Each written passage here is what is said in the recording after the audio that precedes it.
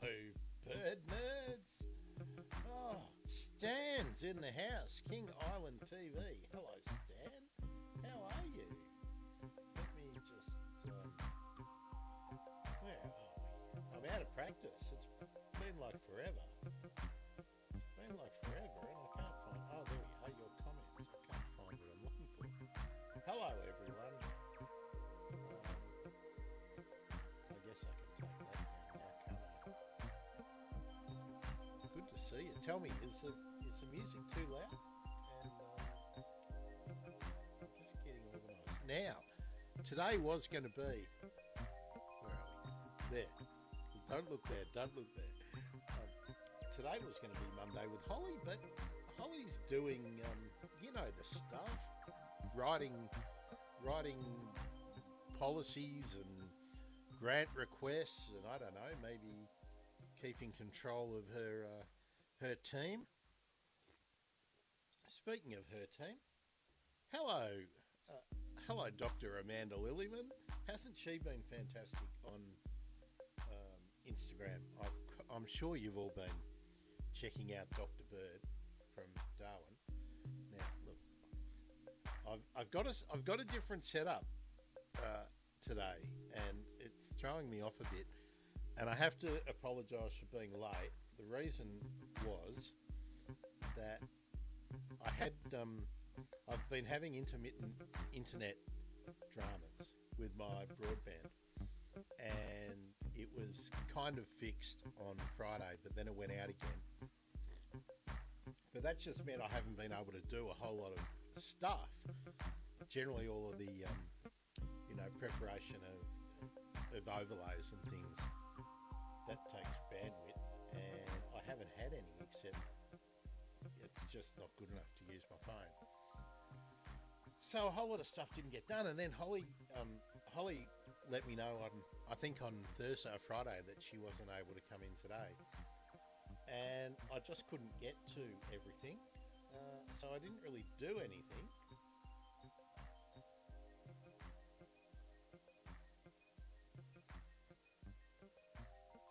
Hello, Mon. Nice to see you. Is my volume too low? Oh, I have got I have got music on. Maybe that's what's happening. Let me see. Look, I'm so out of practice. Look. Well, there's my microphone up on full. Does that help? Let me know. I need you to tell me. Hi, Mon. Nice to see you. You can hear some static as well. Maybe it.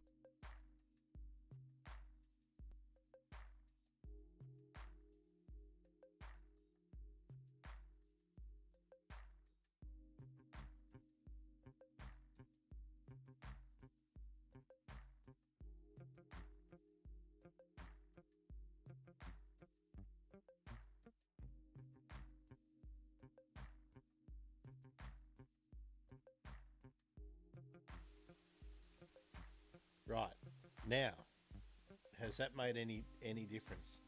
Yeah, the sound's back on. I changed the settings, Stan.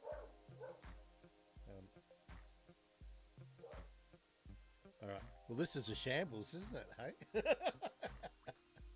All right. Just let me know. Just now. I'm going to turn that music off, even though I wanted to listen to. I wanted to listen to Feeding the Ducks. I quite like that. Okay, would you like me to tell you some news? Can you hear me now? Oh, here we go, back to comments. Yeah, well, the dog's barking. So you're still getting static, are you?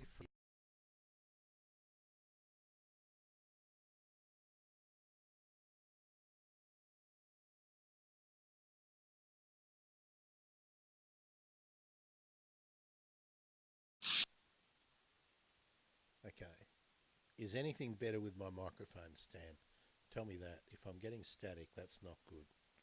I'm not hearing it, so it's obviously only going out. I'm not hearing it coming back.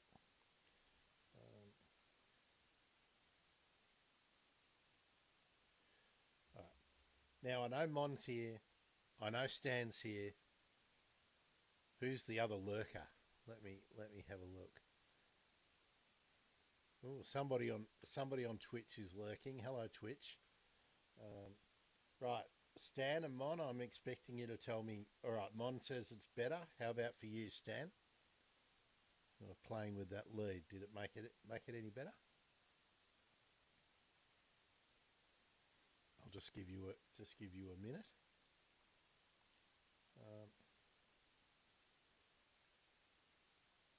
Okay. All right. Let me.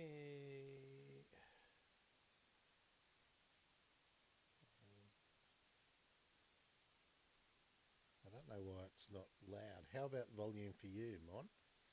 That shouldn't be any different.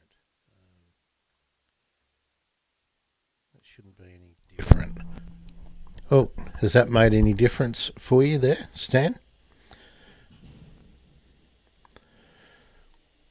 I did just flick a switch, so is that any better? And am I now too loud? I suspect that's what might be happening now. I might be too loud. Audio.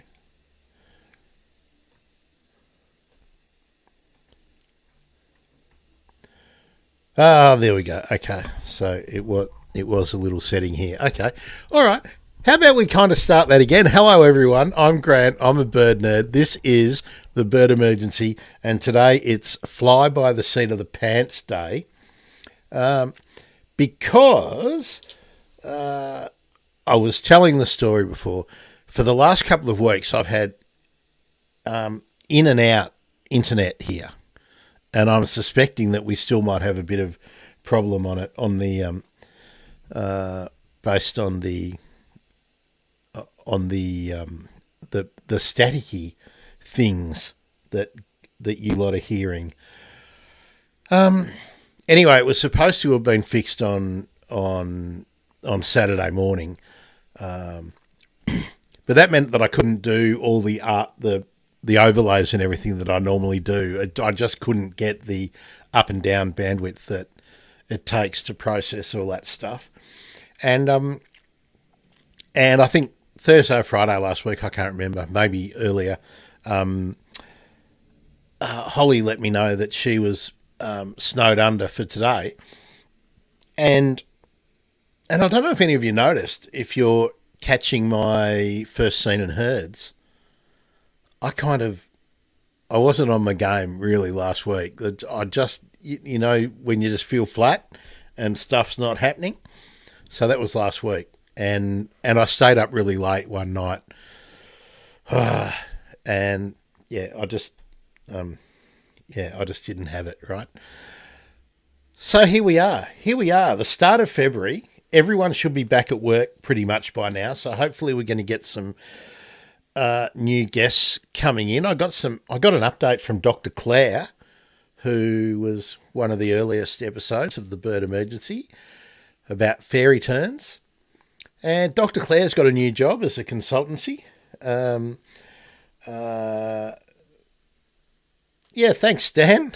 I agree. That's what I think too. Actually, it's going to be rambling and rollicking today, gang, because there's a fair few updates that I would like to give you about just what I'm thinking about doing, and also a fair bit of feedback I've been getting back, and what the stats of the show and everything is telling me.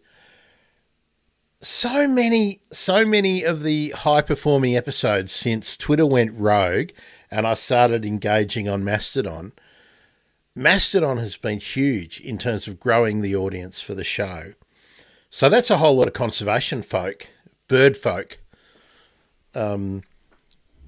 getting to know what we're doing. And so many of them are international, getting to understand what's happening here in Australia. So that's been really, really fun.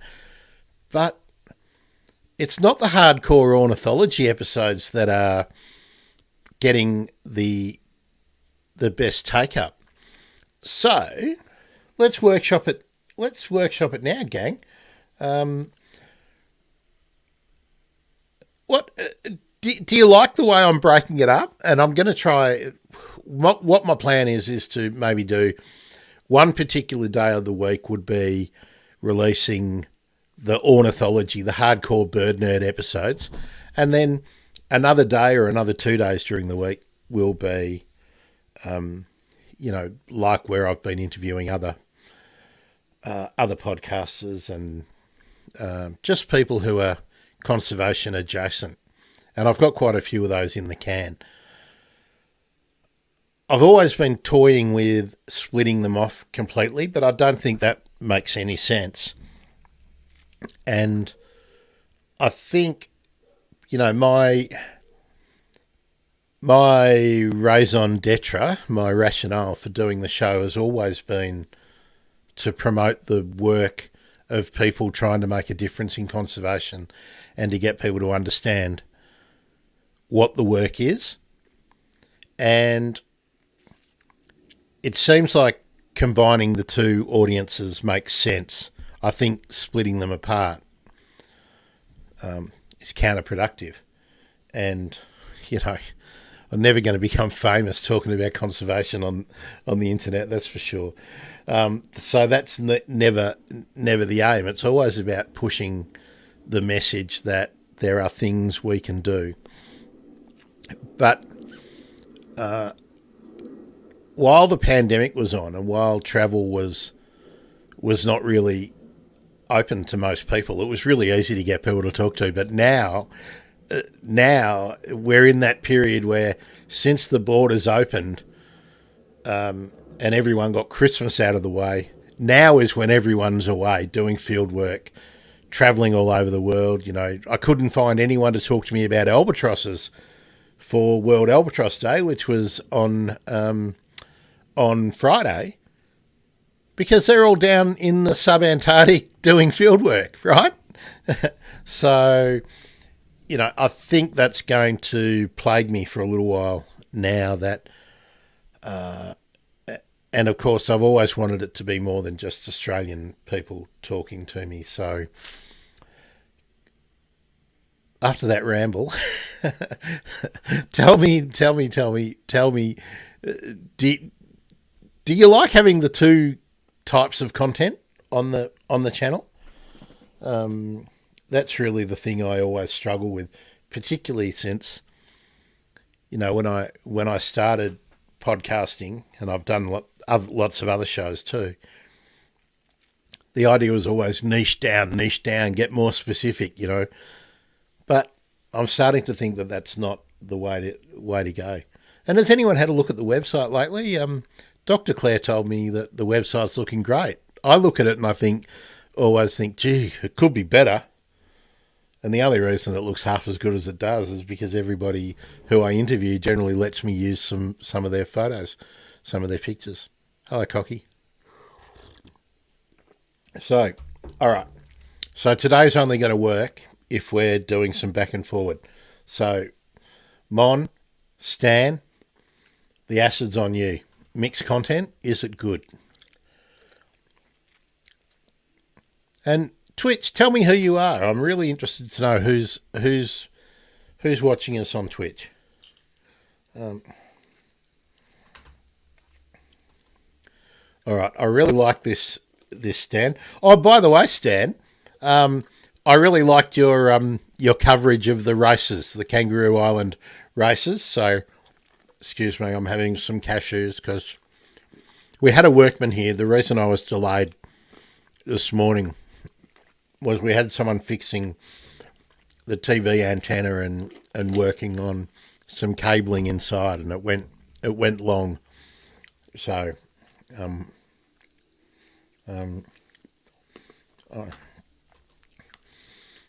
hi, Peter.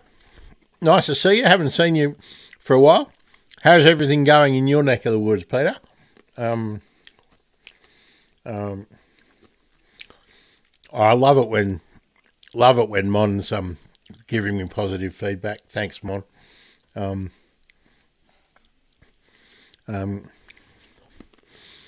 Now, Peter, I could pretend that you're down with the kids, right? I could go, Peter's just saying, keep OGing it. Keep the original gangster.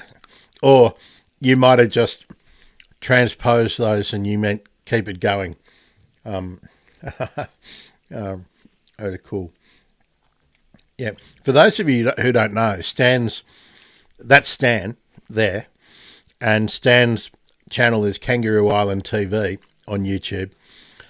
And Stan does the out and about stuff on Kangaroo Island. Oh, Peter, exciting! All right, Peter, we need you to give us details. Tell us about the nest boxes. How many? Whereabouts? Have you taken any pictures? Why don't you do that? Why don't you take some pictures and shoot them over to me, and let's have a look at them. That would be cool. Yeah, very OG. How about I show you something? I wanted to. I want to show. I want to show you something because I want to do more of this while we're doing.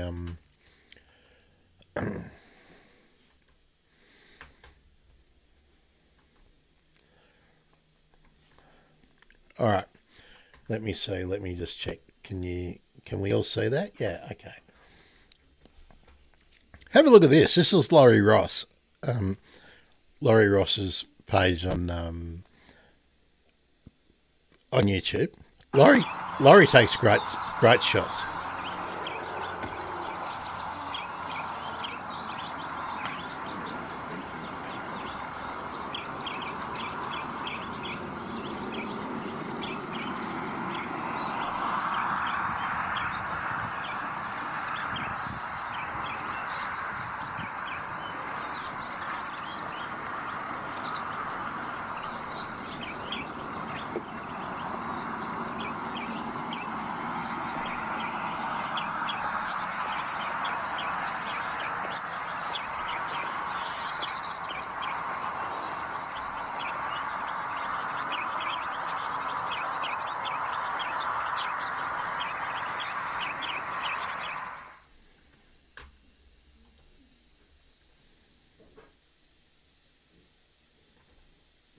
There we go.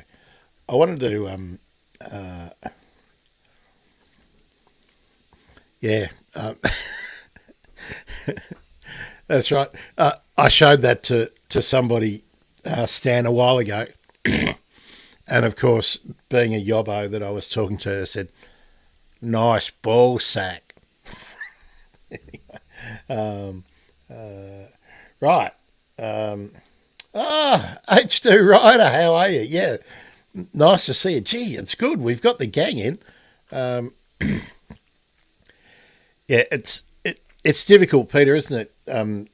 Watching live because, well, it's hard to pick the right time to get everyone in. I hope Naomi's here too, by the way. Oh no, actually, I can tell. No, Naomi's not. I can tell if there's Facebook.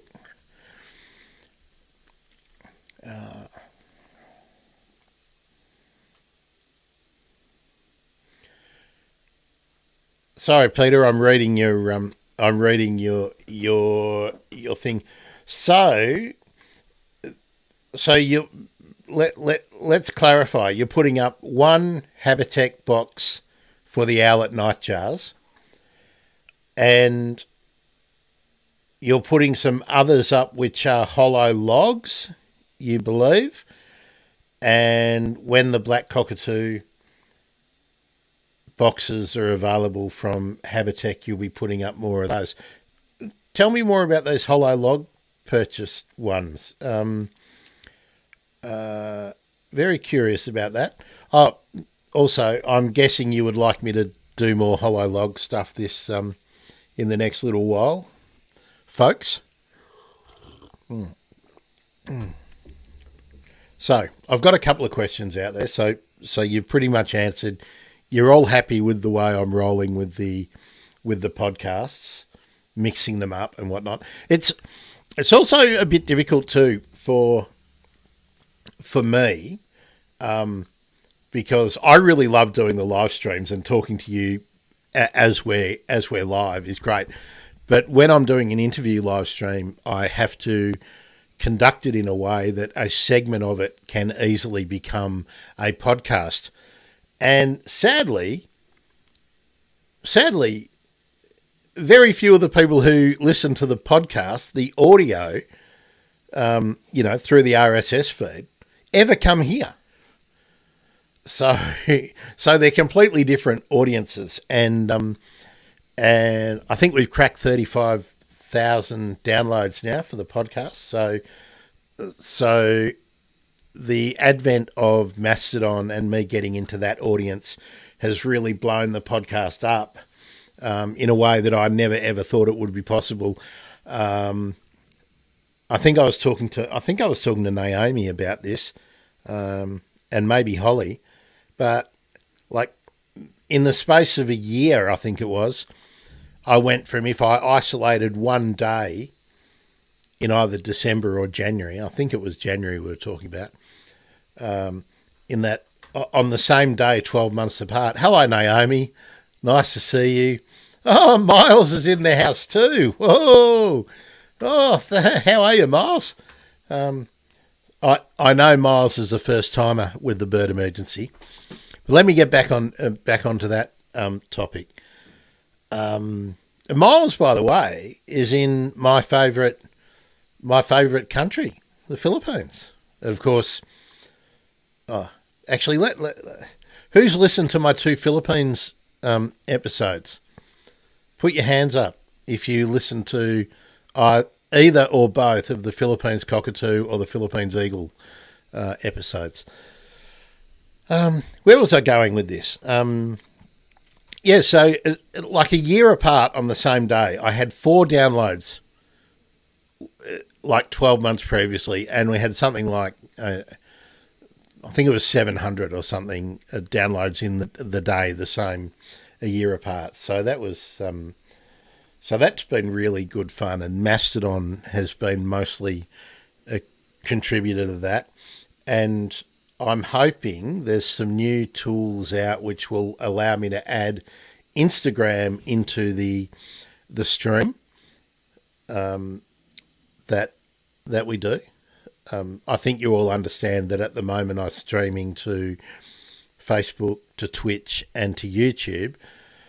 I can go to LinkedIn, but I generally don't. But I should start that again.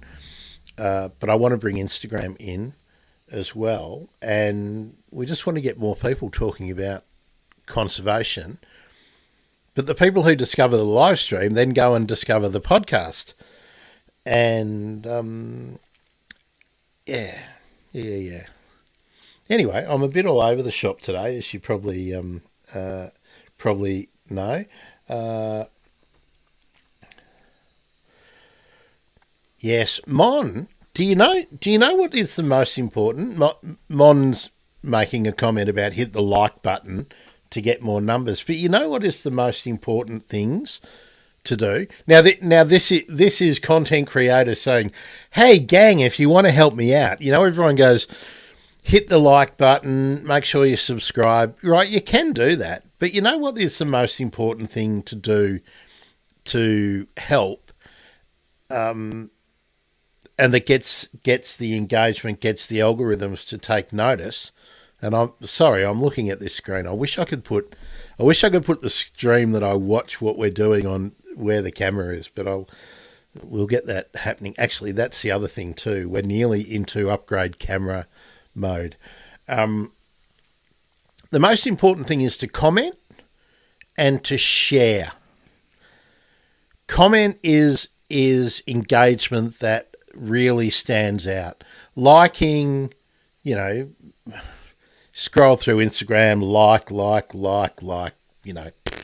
who cares, right? I mean, I've got an Instagram account that I just use to spy on other people, right, to see what other people are doing, and I'm pretty sure that the engagement that I have on that with people on that doesn't get noticed by the algorithm. But I do know that when somebody comments on one of my, like on my TikTok or on my Instagram, then those posts suddenly get, surfaced. So that's the best way to go. And of course, buy me a coffee, thebirdemergency.com/coffee. That's always appreciated. Mon, I have to tell you, you and Deb are fantastic on Twitter because remember how nobody was interested when I started up First Seen and Heard? It was just you and Deb, right? Just about every day would make a comment, post a picture. The important thing is, Mon, and you do this great, and so does Deb, sort of giving the story, the backstory about where the bird is that you've taken the photo of. But First Seen and Heard pops up everywhere now, and people from all over the joint are starting to, even if they're not posting their own First Seen and Heard, I can have a look at the analytics and see that it's really starting to pop off. And somebody in the UK has even started copying it with their own hashtag, and she won't pop into ours, so can I will her to fail? She needs to come into the original, right? But yeah.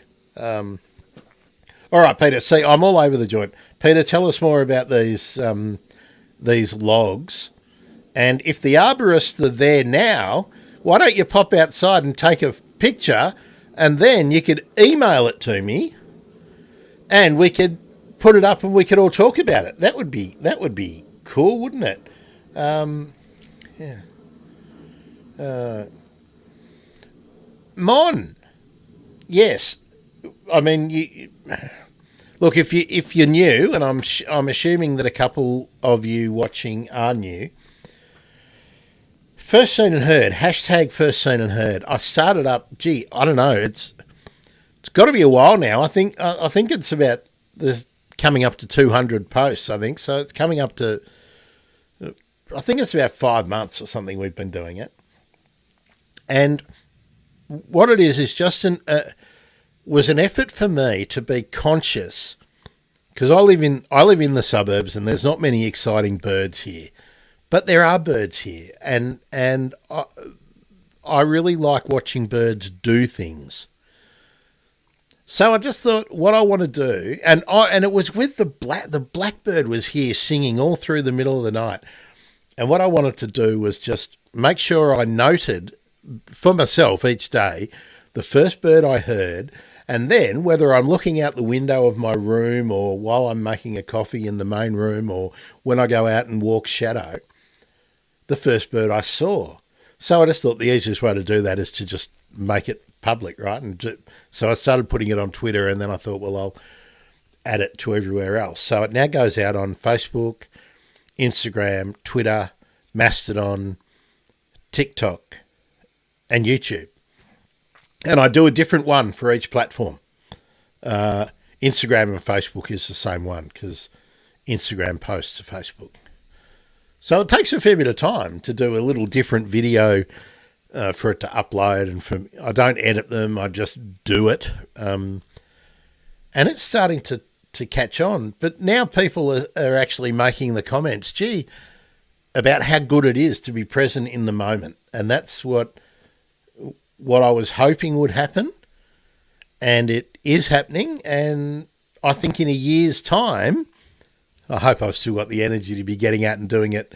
But also in the next year, I hope to be in many different places in the morning, first thing in the morning, so that the first thing I see and hear will be quite different to what is happening here. And I love it. Mon, you're sending us what's happening in Brisbane in the morning. Stan, you've had a crack once or twice, haven't you, with not terribly detailed. Peter, did I know? Was it you, Peter, on Twitter doing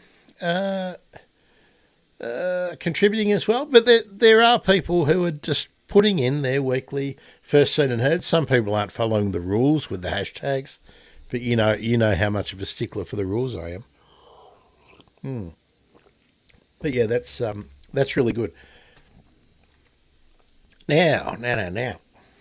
I don't know if you heard too, just before we came on air, I was a little bit late for the 1 o'clock because I was watching the the breaking news, the press conference.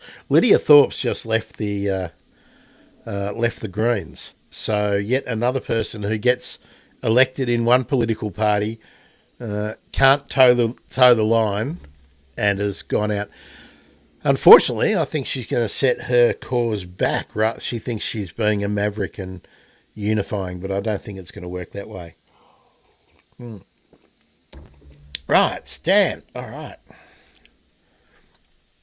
There's a good issue, Stan. Stan needs a crash course on bird ID calls. I think you're going to answer my the comment I was just about to make. You don't need to be an expert. What I would suggest, you don't even need to have binoculars, right? Start with Mon and Stan. Start with just giving yourself a bit of time every day and go to the same spot if you can, where you know there are a bunch of birds that generally hang around to that spot. And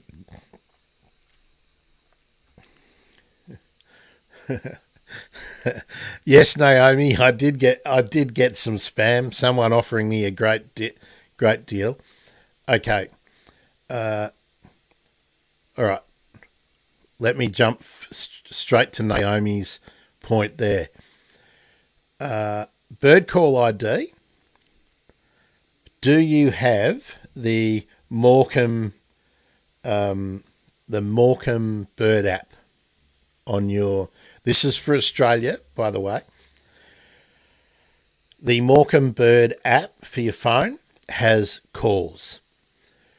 If you are international, Merlin, of course, but also on eBird, sometimes iNaturalist, all have bird calls. Xeno Canto bird calls. There we are. Yeah. Now we'll come back to Stan. I'll star that, and we'll come back to that in a minute. But I want to go back to these points. All right, Stan, dozen or so species, 10 that you know, and Crimson Rosella first. Very good. First heard. Which thornbill, Naomi, have you got at your place? Now,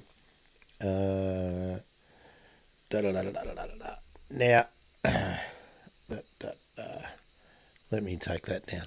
I get distracted reading. I love it when you're all commenting too. It's keeps the show going. What I wanted to do was with the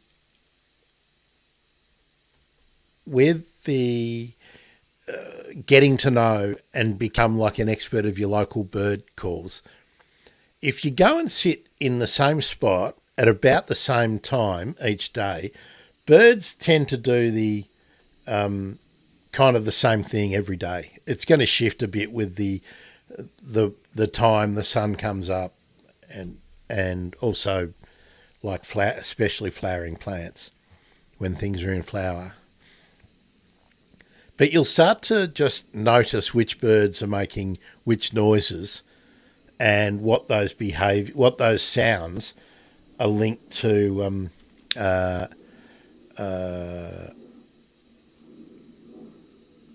Oh, that's cool. That's cool. Cool. All right, let's go through. Yellows, striated, and browns. Well, of course, the and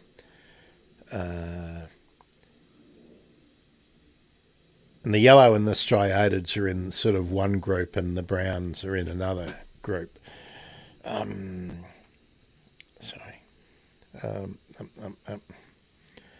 Yeah, I'm distracted. I'm enjoying reading what you're all saying.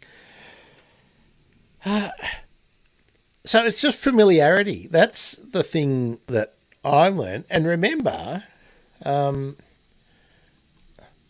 don't know if you noticed, I had to fess up to making a mistake in my first seen and heard. I had been attributing a bunch of calls that I was hearing in the canopy to the New Holland honeyeater, and I was wrong, because there is a group of calls that the white-plumed honeyeater make when they meet their friends that don't sound like their normal calls. And, you're just looking up, top of the tree, bunch of honeyeaters. You saw a yellow-winged honeyeater fly in there a little while ago, so of course, it must be yellow-winged honeyeater or New Holland honeyeater. No, it's not. So I was making a mistake for a few weeks just because I was assuming that what I thought I saw was what I saw. But I didn't see what I thought I saw. Because there are known knowns and unknown unknowns, and we don't know what we don't know that are unknown. How's my Donald Rumsfeld? Now, excuse me, I'm getting...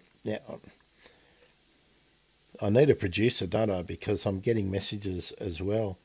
I'm getting things happening on the Twitter, which I like too. Cool. Ah, yes. Mon likes the drongo. I love the drongo. It's the only thing that I reckon would be good with climate change. We might get drongos and channel bill cookers down here. That would be cool. All right, now, let me see. Hello, Twitch. Now, one of you on Facebook is Naomi. Hello, Facebook, and hello again, the gang. Another thing I would like to know too. Someone sent me a message, and I'm quite positive to this idea.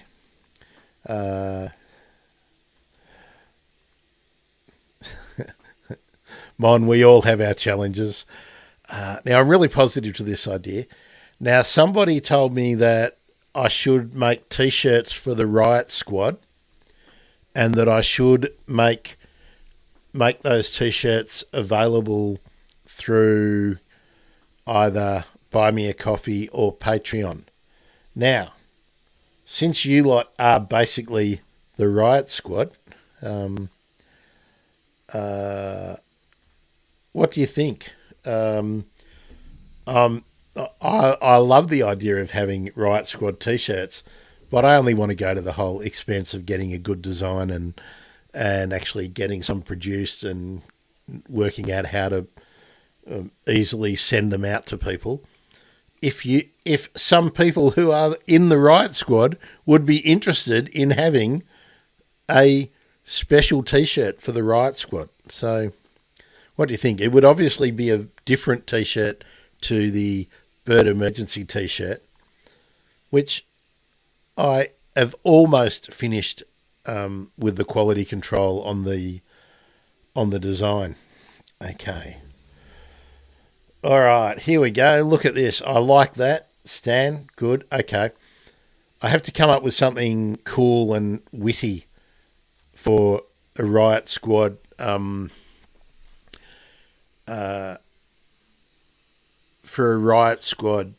T-shirt. But Mon, funnily enough, Mon, when you mentioned the drongo, we've got two types of kookaburras in Australia. So the Riot Squad, or the Riot, is the group of kookaburras. So I figure we have to have a couple of kookaburras, so laughing and blue wing kookaburras. Cool. Thanks, Naomi. All right. Oh, Mon. All right. I might almost be to the stage where I have to do it. But what I was thinking was the Riot, we could have like the kookaburras, but also have a drongo. Well, I thought, yeah, we could have a drongo, and I don't know, any other kind of dopey bird. I can't think of another dopey bird.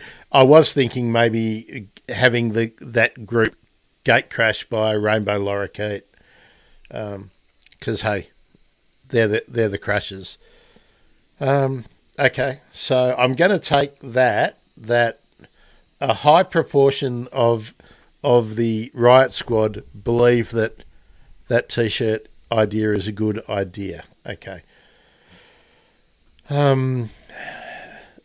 Next question on that. Do I need to do male and female T-shirt types, or can I go a unisex T-shirt type? Oh, yes, apostle birds. Yes, actually.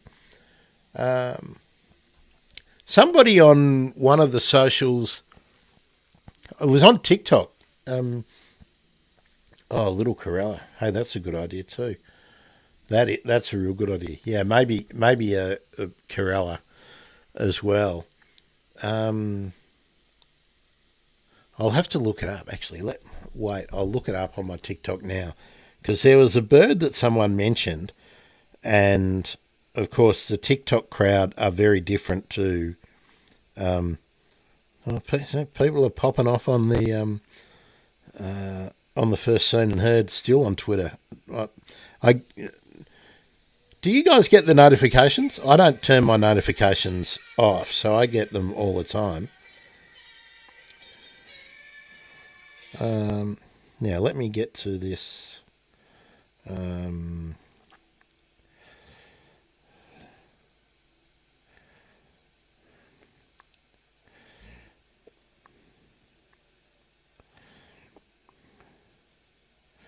Okay. So people are introducing themselves to me on.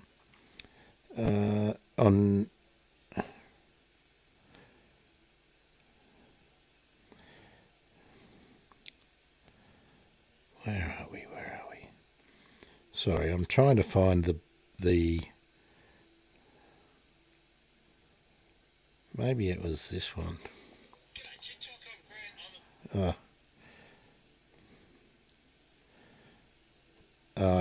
I can't find it. Someone referenced a bird, a common name, a colloquial name for a bird that sounded like it would have to be either an apostle bird or a chuff, but I couldn't find it to actually run it past you.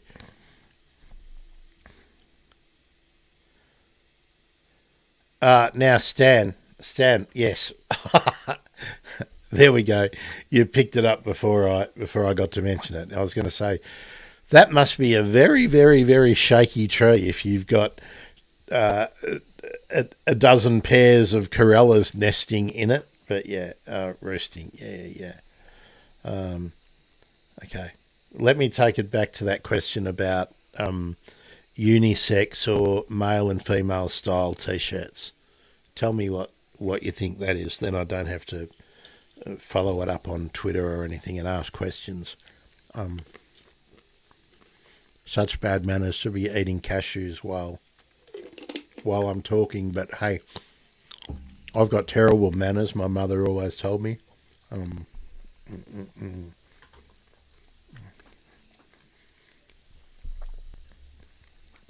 Mon, in Brisbane, around your place, are the little corellas more prevalent than the sulphur-crested cockatoos? And also, what about galahs?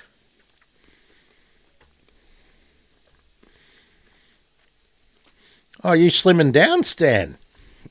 Only 3. No,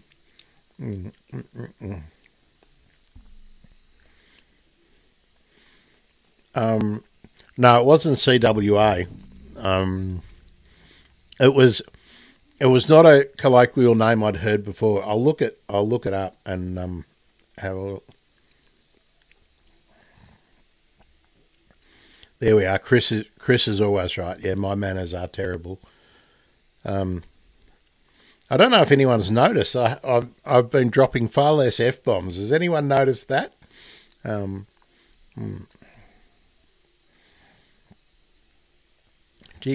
So you got 100 times greater prevalence of corellas than you do to galahs, as well as sulphur cresteds. Wow. That must be super noisy.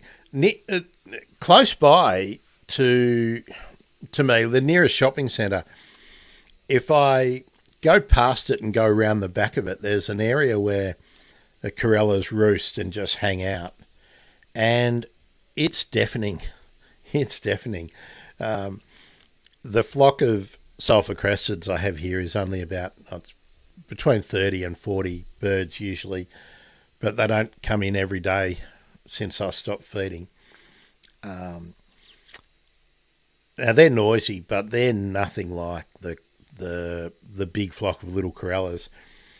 The group of long-billed corellas that come here are very noisy, and they still come to my front door, like sit right at the fence. And had a sulphur-crested cockatoo. I think I probably mentioned it when it happened. Land on my front door the same way the sparrows do. Just land on it and have a look. Well, the sparrows are picking off spiders or something, but the cockatoo landed and looked in to see to see where I was. They're a scream. All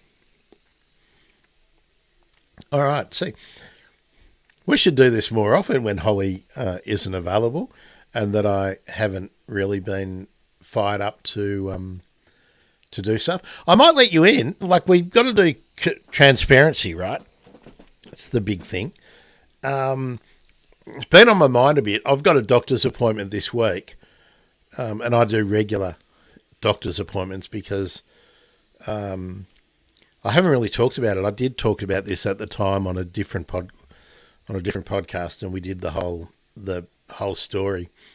But a few years ago, just prior to the pandemic, I had a kidney removed and a massive tumour. Cancerous tumour, and I get a bit antsy every time I've got to go and do my blood tests and then turn up for a CT scan.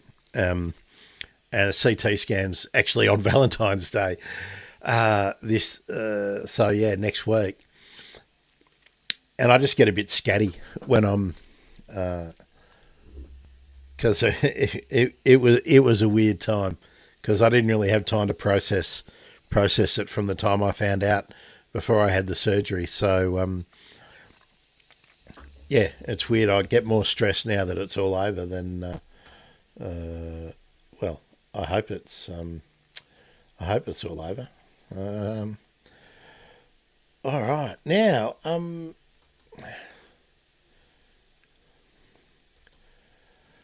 mine. Well, it was scary at the time. But in a way it wasn't, because I found out about it on the Saturday. I was kept in the hospital over Saturday, Sunday, let out on Monday, and then I had to be back on Thursday for surgery. So, Anyway, it wasn't really where I was wanting to go today. But I do get seriously distracted, just thinking about not really just thinking about how bloody lucky I was. I was extremely lucky, and and if I hadn't have had a Saturday where I didn't have any work to do, I wouldn't have gone down to the ED department on that Saturday, and it would have been a very, very different outcome if I had have left it another week or so, that's for sure. Just checking the messages again. God, there's some good. Dr. Nick has been posting some amazing stuff about powerful hours. I don't know if you've noticed lately. Mon. No, not harrowing. Not harrowing. Confronting. It was confronting, but no, not harrowing. And look, I always keep my appointments.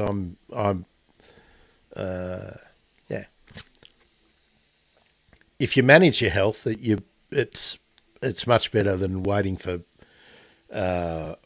things to go wrong. That's what I used to do. I used to be like all other Aussie blokes. She'll be right. Just wait and she'll be right. Just see what happens. But no. I manage things now. Now where did we go? I'm still. I'm guessing Peter is. Where are we? Going back. I'm guessing Peter's doing.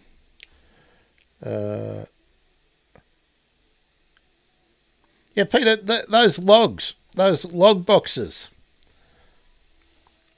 Tell us more about those. I'm really interested whether they're things that that Mick and the Habitat team have got for you. I think they're reclaiming, like if they have to fell trees, which sometimes happens. I mean, sometimes that has to happen. But I think they try and use as much of the tree again and provide hollows. Oh, Mon, look, thanks for saying it. But look, what's the option? If you're not positive about your health, and especially, especially if you didn't die, right? If you didn't die, there's no point being morose or melancholy about the fact that you didn't die. That is bloody awesome, right? I can tell you the best room I ever woke up in was the bloody ugliest room with the most depressing green curtains and whatnot. But it was the best bloody room I ever woke up in. I'll tell you that.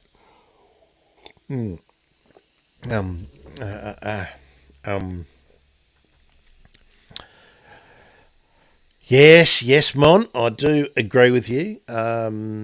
Having had depression all my life from a teenager onwards, depression's tough. But I think there's ways to manage depression that are not that. Well, look, everyone's is different. Different causes, different ways to treat them and whatnot. But I think if you're aware of your own, of the own space the space in your head that you live in, yeah, I think you can sort of control it. I'll tell you what does make me grumpy though. Would you like to know what makes me grumpy? How about all these people who really don't have a care in the world? Like if you're earning $7 million, but they all get trotted up for some stupid thing that they do, and then they all go, "Oh, depression, mental health." That pisses me off because it minimises, in a way, the experience of all the people who really struggle, and it can be a massive struggle.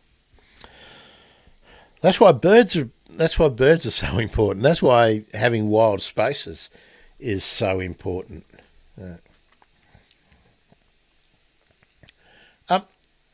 Stan, look. How about look? Would you like me to do some more sharing, Stan? I've got a few things I like to talk about with health because I'll see if I can find this graph. I like to show people this graph. If you're interested.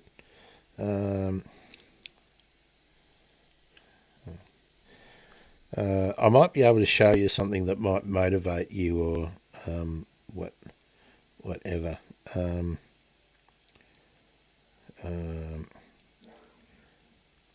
are we?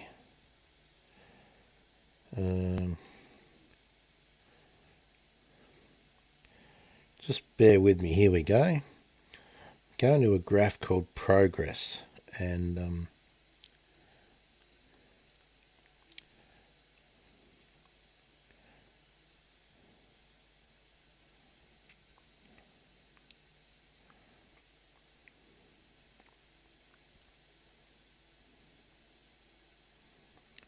I don't want the steps. I want the weight.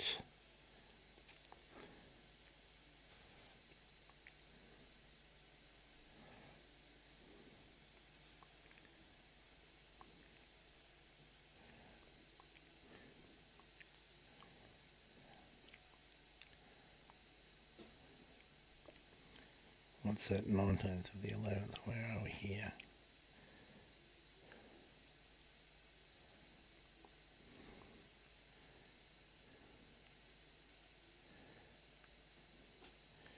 Now, I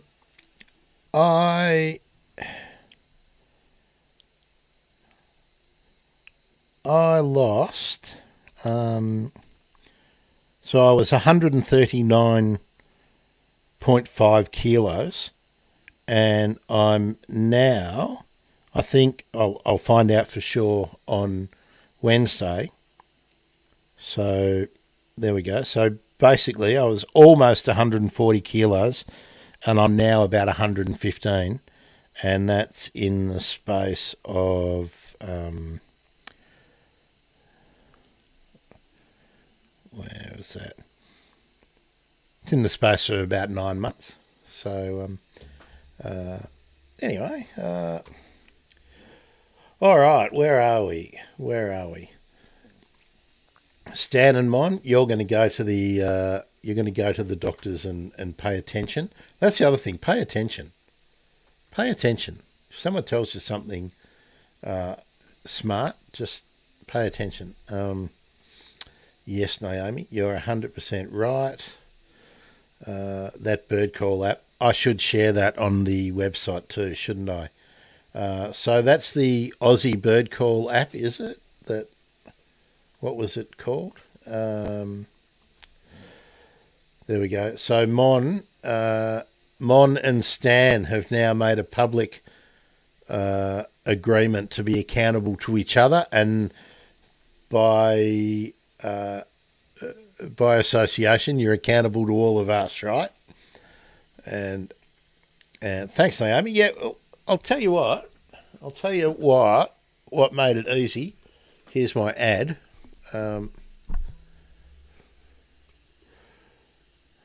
This fella, you might have seen him on SBS and ABC. Now I've got pretty good self-control. So I did a couple of things. The smartest thing I ever did for my own mental health was give up alcohol. And I don't mean reduce alcohol. I mean give it up. The only time I ever drink now, and I didn't have a problem with alcohol or anything, it just clouds your judgment. If I go somewhere, like for instance when I go to the Philippines again, or if I go to KL, I'm sure I will find on a stinking hot day somewhere, I would really like to, instead of have a cold Coke or something, I will have a cold beer. But I don't drink in my day-to-day, and that's a whole lot of lazy calories. And also, if you drink, if you only have to have 2 drinks for your brain to tell yourself that, oh, yeah, it'll be okay if I have a scone, just one scone. Oh, look, quiche, I like quiche. Oh, look, a barbecue. Nah. And the other thing is that book I showed you recommends that for a period of time you restrict your calorie intake to 800 in a day, gives you some recipes to do it. I just don't eat meat anymore. Not for I didn't have any of the ethical issues, but now they strengthen the desire and the ease to not eat meat. Tofu's easy, Things are, a curry is just as tasty if tofu's in it as if chicken or pork is in it. But yeah, it just makes it kind of easy. The other thing, here we go. Yeah, I've never smoked either. Water is amazing. I drink coffee now, but now I love coffee with soy milk in it. I vary it too. I get almond milk, I get oat milk, I get macadamia milk, whatever. Just a change, but I prefer the soy. What else? But yeah, it's just no big deal. I didn't even think about it. I just started making my breakfast, instead of being, going to get a croissant with ham and cheese. I just started making stir-fry vegetables. And then I started having that for lunch. And then I just started, instead of making myself pasta. I used to make lasagna all the time. I just now make other stuff. Over 50 stuff. Yeah, it is bloody annoying. I was going to show my graph. I don't know. Now, can you see that first big dump? That first massive weight loss? That was the tumour taken out of me. So on that one day, I lost like 20 something kilos. And then slowly over the pandemic, look, I lost that weight and then I put it all back on, but now I'm losing it. And I'm losing it at a steady, slow rate. So, and I do me 8,000 steps a day or something, and that's basically only walking the dog. I don't have to walk. I don't have to try hard. And walking the dog gives me the material for First Seen and Heard. Wow. Yeah, it was big, Mon. It was as big as a basketball. So it was pretty wild. And yeah, I wondered why I didn't feel so. I didn't feel great. I wonder why. Anyway, Peter must be out checking with the arborists. I'd be interested whether he got how hard he found it to get an arborist to come and because Peter's not far from you, Mon. I believe. I think you're on the.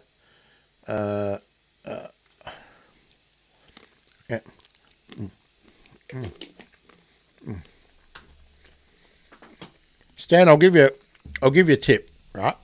I'll give you a tip, and I'm only prepared to give you a tip because I am the laziest bastard you've ever met, right?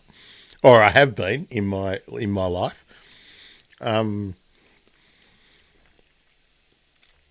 Now, this is probably bordering on insanity, but I love listening to the Majority Report with Sam Cedar, and that's where I get sort of my American news before I get any American news for the day. So at 4 a.m, I wake up and I listen to the Majority Report. And of course, when the time zones change, that changes. It might be earlier, it might be later.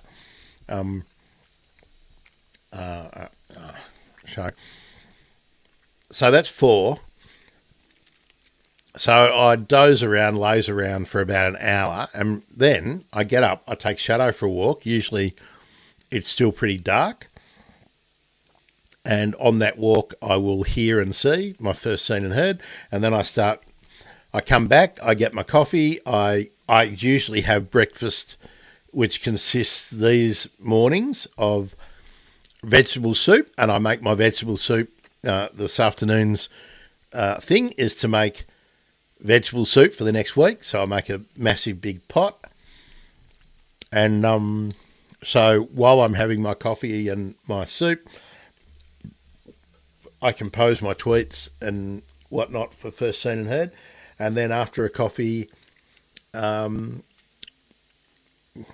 go over into the park and I record all my First Seen and Heards, blah, blah, blah. And then generally I'm back inside by, depends how early I get going, but I'm usually back in at 6 or 6:30, maybe 7. Day like today, I was really late. But generally, then I'm ready for the day. Then I start reading bird stuff and start contacting people and say, "Hey, do you want to be a podcast about birds?" But the point being, Stan, I just do it. I don't think about it now. It's if it's cold, it's cold. If it's hot, it's hot. I just do it. I'm sure I'll be a bit slack in the middle of winter, and if it's raining and whatnot. But at the moment, there's absolutely no excuse. Now, if I have the time, and I try and make the time, where are we? get in the routine. What did Mon? Yeah, it was massive. Well, it was so massive that um, they the turn the all the doctors were watching and whatnot. It was massive, and I had people come and all the students came and visited me while I was recovering in hospital. And I've got a great scar. I've got a scar from the absolute top, the of what's it called, the sternum. So at the bottom of my sternum down to my nether regions, I've got like a scar. So it's like that long. And yeah, so yeah, it was I was a bit of a celebrity in the hospital because it was, as tumours go, it was massive. Yeah. Naomi's got a question here. Do I use a pedometer? No, because you don't need one because it's on your iPhone. Just in the health part of the app on the iPhone, steps, it measures your steps automatically. You don't have to ask it to do it. The only thing I've done about my steps is it asks to set a target or something if you want to. So I put a target in, and I was trying to, before I understood a bit more about what works and what doesn't. I've joined gyms and stuff before. I knew I was never ever going to keep. For one, it's too expensive for me. I can't afford to join a gym.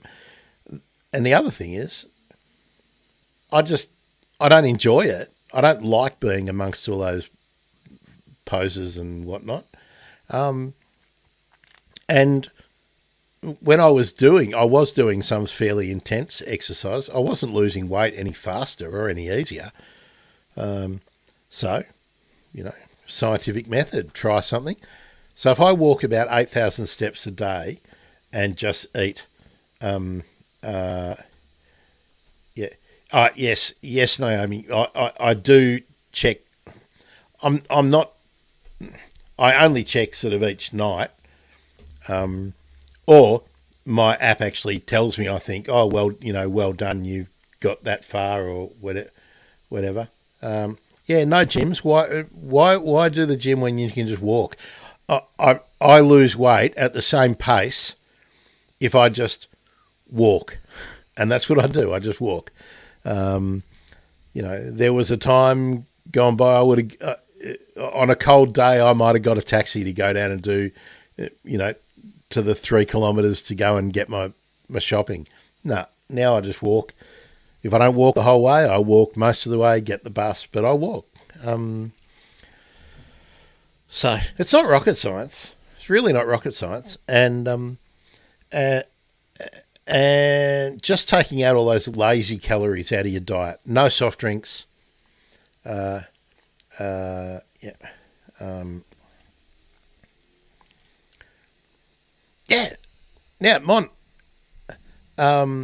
there are some things at the gym that I like. I just don't like being in the gym. There are some exercises that I like, but I just don't like being in there. Massive amount of tosses and poses in gyms, and not into it at all. Well, mine, actually, let's pop this up. Here's the other thing too. Look, I've shared this before on the show. I was sick of going on about climate change, in the, right through the early 2000s. Everyone I would talk to, climate change, we've got to do something. And then I'd pop into my car to drive home from a dinner party or a luncheon or something. And I thought, how effing stupid. I can get a train or a bus or whatever to just about everywhere I need to go. I don't need a car, so I got rid of my car in 2014.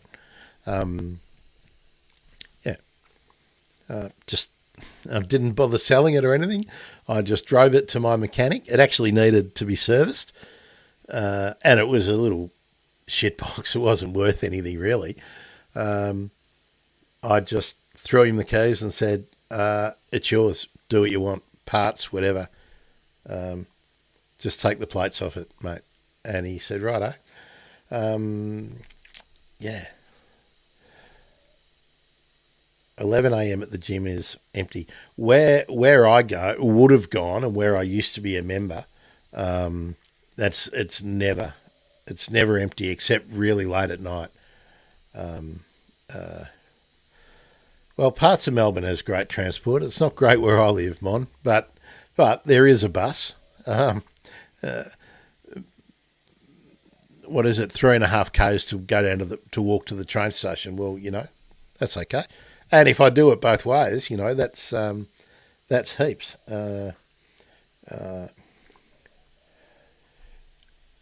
We have in my park, Naomi. There's a good playground with a few things like monkey bars and whatnot that people can use. But hey, I don't need to. What I am going to buy is some of those resistance bands so that I can actually get a bit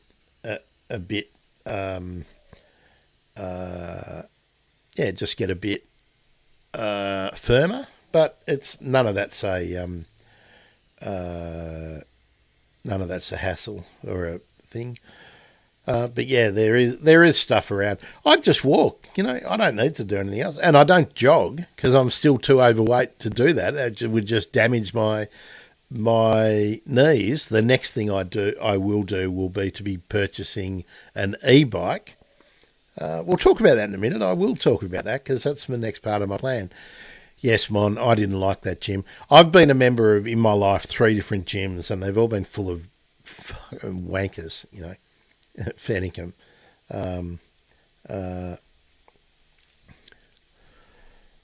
Stan, if you do not need a ute, I would encourage you to break with it. Look, I can understand when people have got boats and caravans and a bunch of kids and all that. You've got to, there is imperatives to have that, but not for a lot of people. A lot of people don't need it.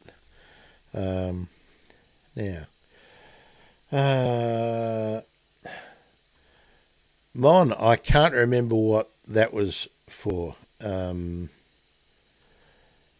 what was I going to say? I was going to say, yes, my next thing is I'm going to be buying, maybe I'll be sponsored, who knows, but an e-bike. And the plan for that is, I think I've discussed it at some stage, but I want to actually go places with the e-bike and go bird watching, go camping. So I want to be able to pack my life into, I already can pack it into a backpack and a case. I want to be able to get everything onto an e-bike with the carriers front and back, and just go places. Yeah, Naomi. I think there's a lot of stuff that we just don't need to do with impact. So yeah, you got to look after your hips and knees and ankles. Really do. I'm really lucky. I've got nothing that gives me trouble, and I carried around 50 to 60 excess kilos for most of my life. So I'm really lucky. I don't have knee problems or anything. It's just I'm just extremely lucky.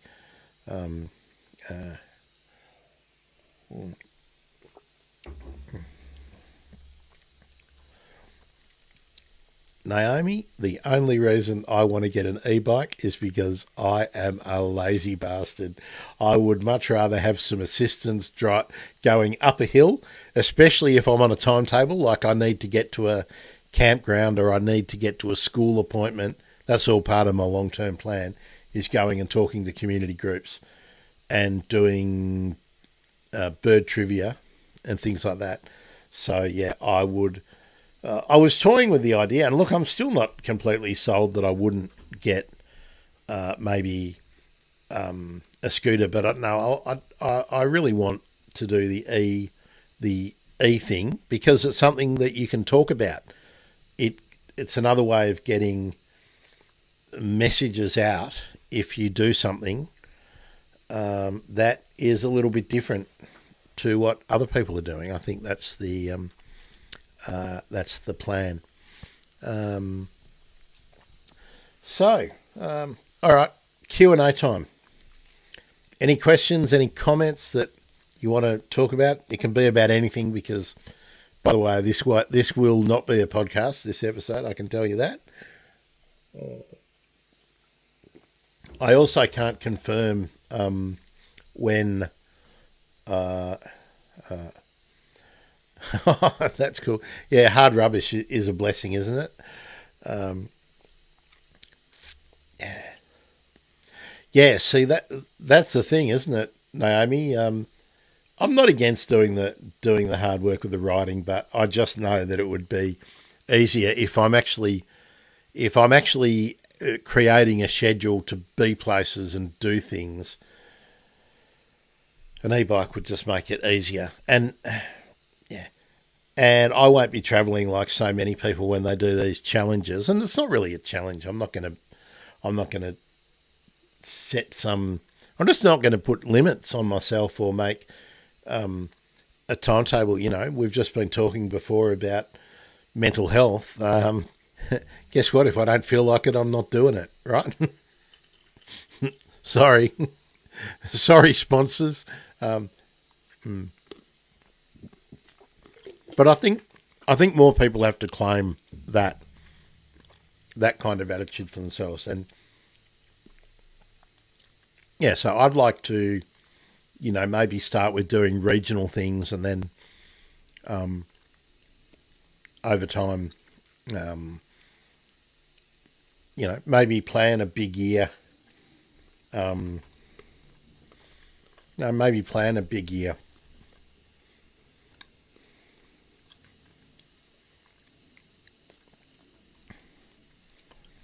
Mon, if you don't mind sharing, what are you studying? I misread that before I put it up. I thought you were saying the problem was getting out of the study, but you're doing study. So what are you doing? Let's get to know Mon. I should be doing study at the moment, but I enrolled, and this college hassled me. I wanted to do this teaching English as a second language, and for about a year, because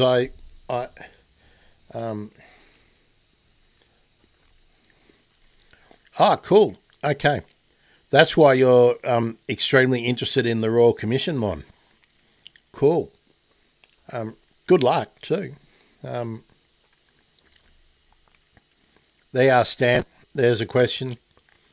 Can we cycle around KI, Kangaroo Island, easily? I'm interested in that question, too.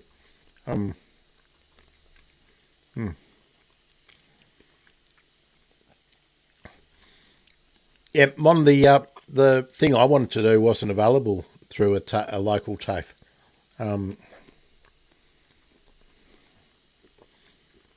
Cool. There we go. We know a whole lot more about Mon today.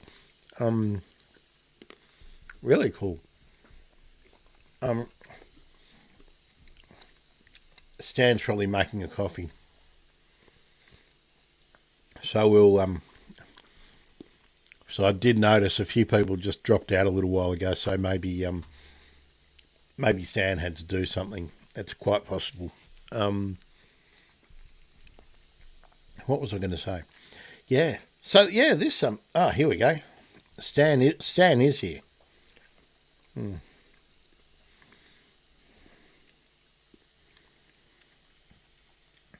How about the hills, Stan? That's what we're interested in.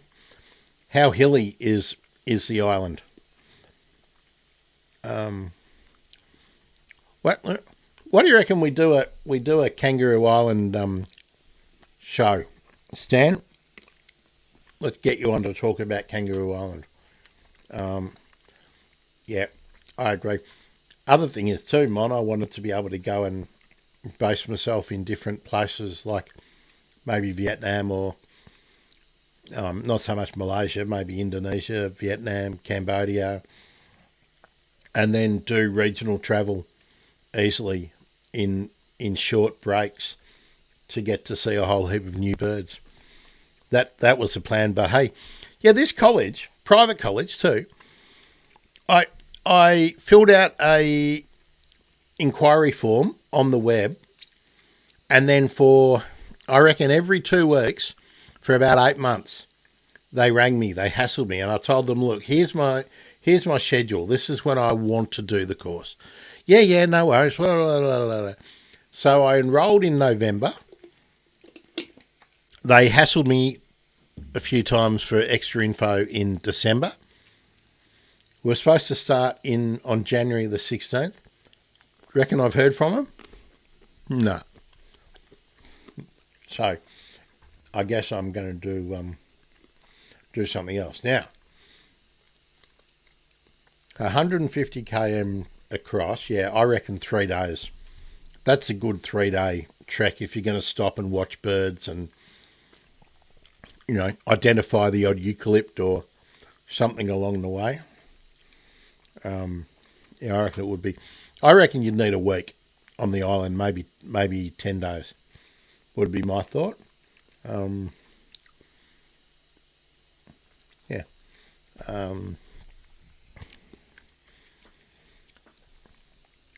Yeah, I think.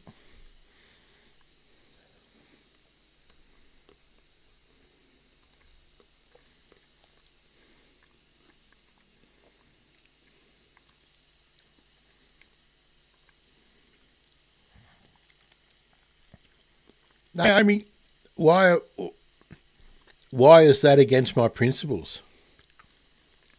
Let's tease that out. I'm not against anyone buying land. If you put a bloody factory on it, I'll be pissed off with you. But I'm not against anyone buying land to do whatever they want to do with it.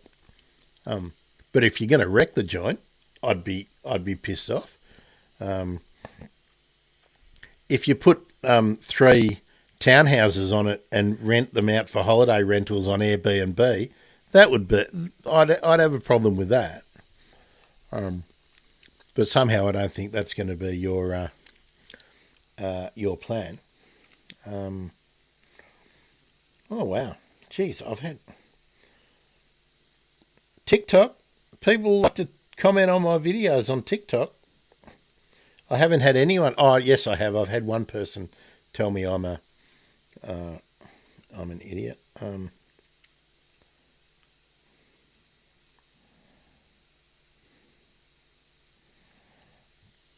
I'm just getting another message. Okay.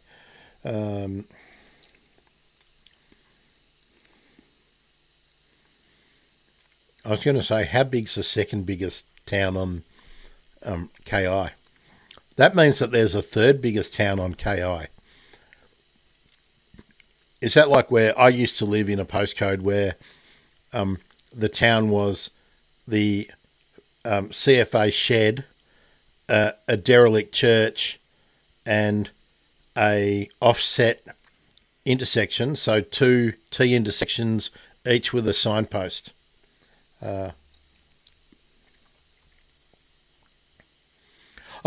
Naomi, yeah,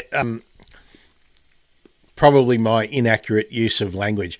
I don't think anyone needs 2 houses, right? That's my thought. I think if you've got 2 houses and both of them are housing people full time, and it's not a means to establish wealth and exploit other people, that's okay. Yeah, 2 properties. I'm not against people having other properties, but I'm against land banking and stuff like that. I'm just a dirty socialist. So, but yeah, I'm not against it if you buy property somewhere and you want to go there and do things that are not damaging. Don't have a problem at all. But if you go and buy 50 acres so that no one else can have it, and you're waiting for 20 years until you can subdivide it and make it into hobby farms for Adelaide doctors and lawyers to go and have a holiday, I'm not down with that. But it's not illegal, So, all right. Plus, I'm not telling anyone what to do, Naomi. I just get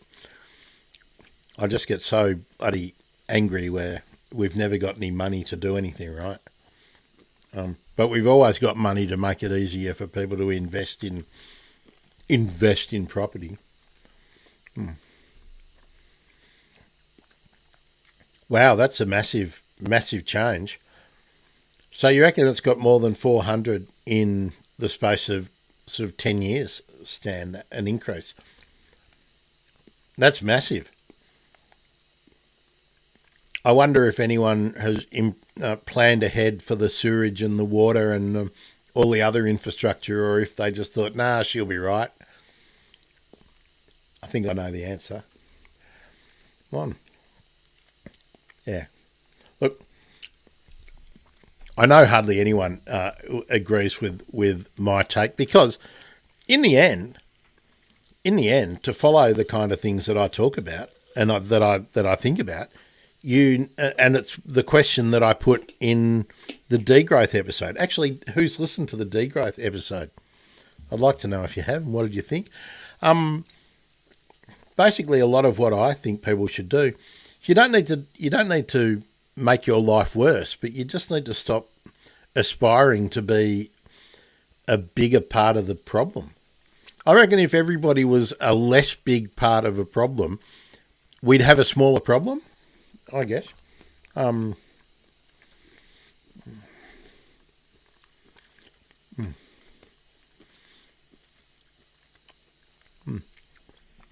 I couldn't get mad at you for covenanting anything, could I, Naomi? Because that means you are actually protecting it. It means it can't be densified. Thanks, Naomi. It was a really interesting episode to do. I'm going to invite Martin back after a bit of time. Sorry for the eating too. I just love cashews. A bit of time has passed. See whether anything much has changed. I'd be interested to know from you Riot Squad, if you've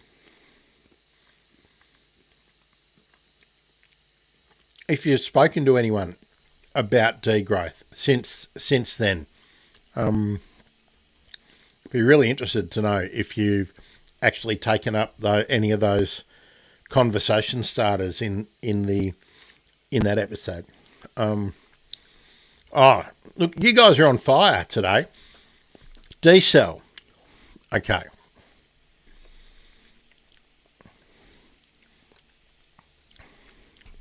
Right. Now, what happens when you do D-cell? You suck water in from somewhere, right? That is highly salinated. In your case, in the Kangaroo Island case, Stan, does that mean it's groundwater? And you take the salt out. Then where do they put the salty water? The extract. Does that go into a holding dam? So that when we have our next catastrophic rain event, it overflows and then pollutes a whole heap of water down, a whole heap of properties downstream with saline water.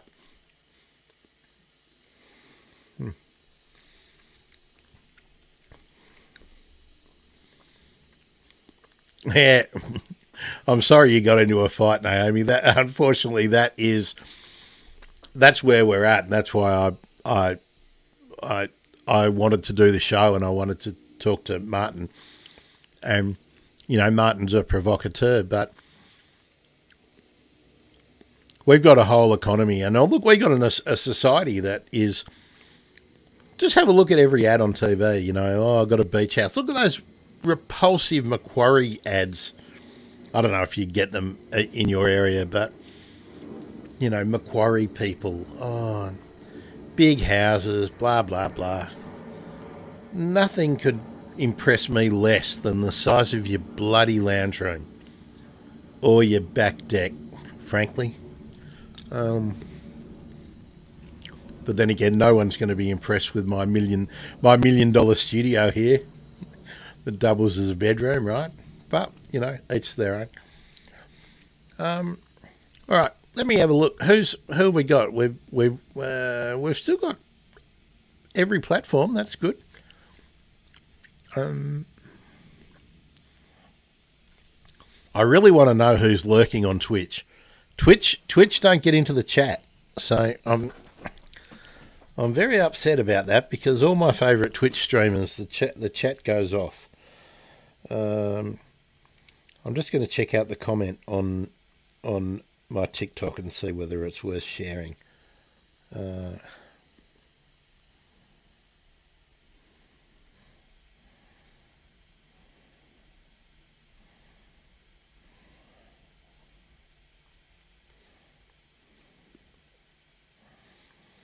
All right. Now this is good.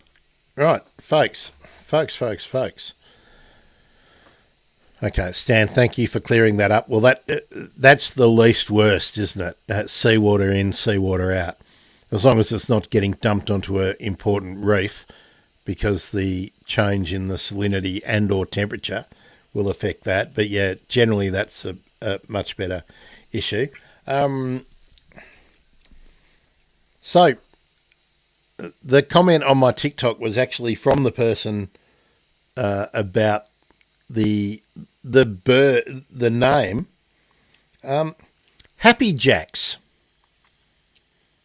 Now, any of you know which bird the Happy Jack refers to?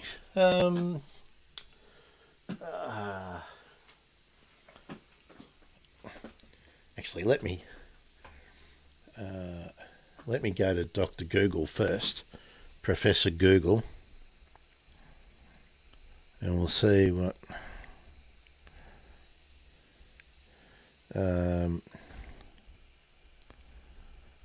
And we'll see if there's a common usage that Google finds. Apostle birds. That's according to. Okay, that makes sense, doesn't it? So, according to Google, apostle birds are common name, colloquial name, Happy Jacks as well. Yeah, there we go. Good. Okay. I hadn't heard that. Happy Jacks, but I did think it had to be. I did think it had to be the apostle bird or the white-winged chaff, just from thinking about what a Happy Jack would be. Although maybe, I mean, if I didn't already know that there were apostle birds and white-winged chaffs, and somebody said, Happy Jack, you have to call some bird a Happy Jack, I would probably have gone with a kookaburra. I think. I'll just, because I can't resist, I'm going to look up the apostle bird in the bird guide and see if there's a common name applied to it. I'll probably never be able to find it now. But Grant, there's an index. I say yes, but it's much more fun flicking through, isn't it? Let's go to apostle bird.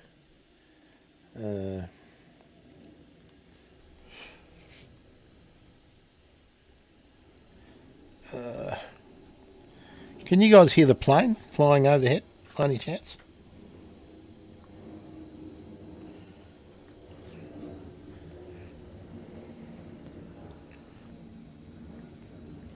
Sorry for the dead air. I'm supposed to keep talking. 436. Okay. Apostle bird doesn't give me any common name in here. No. All right.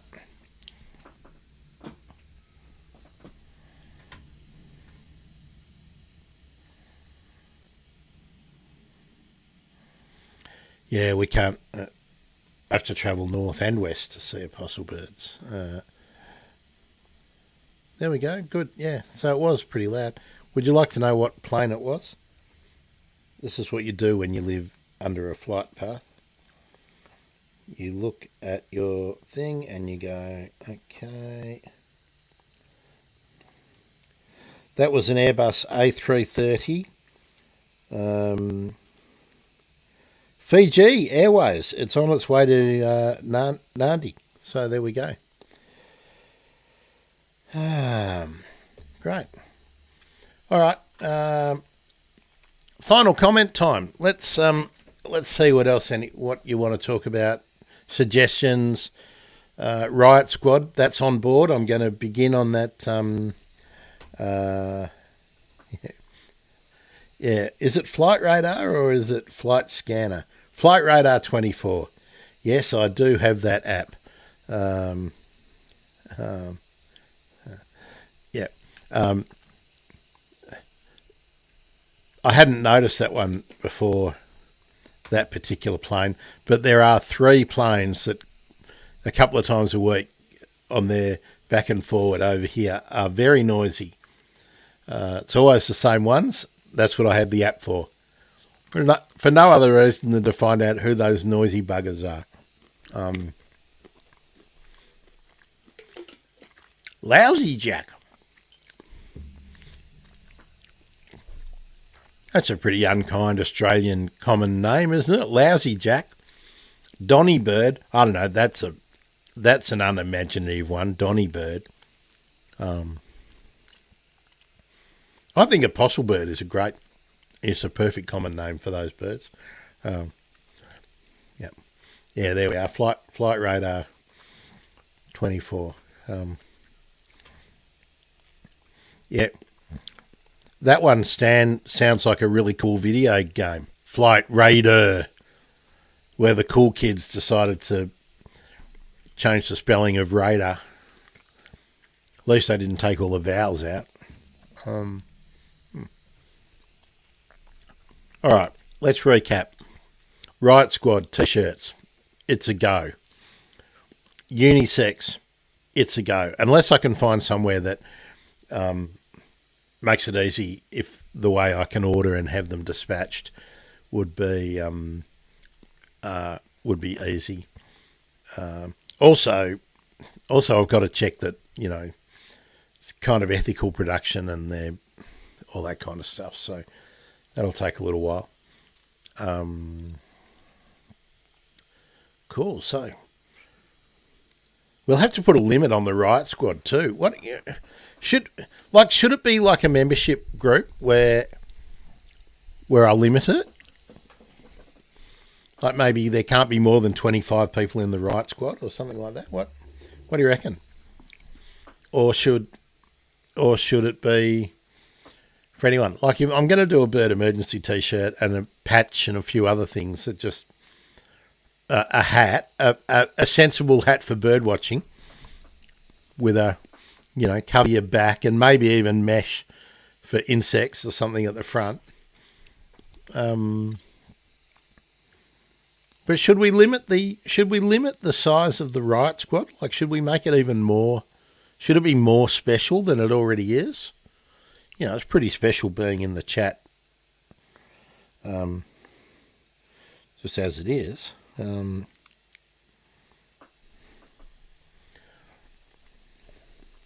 For anyone. But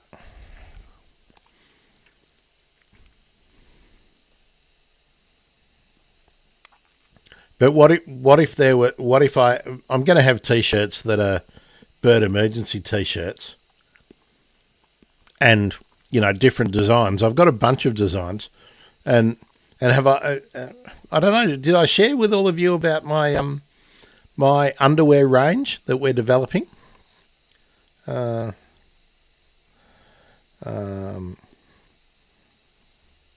right. See, here's the thing, exclusive.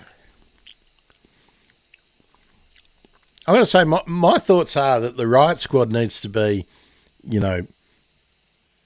the upper echelon supporters and fans of the show.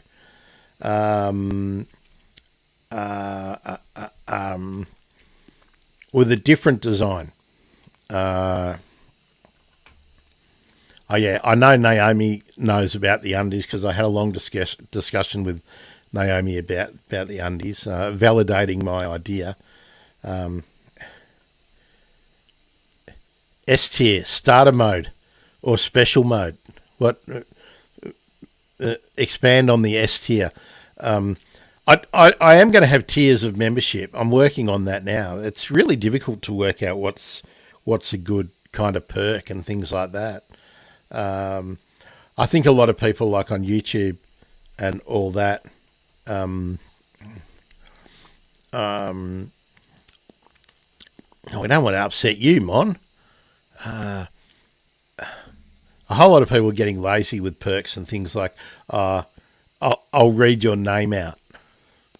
Maybe for something extremely small, but gee, I reckon that's got to be good value. I want people... I don't know.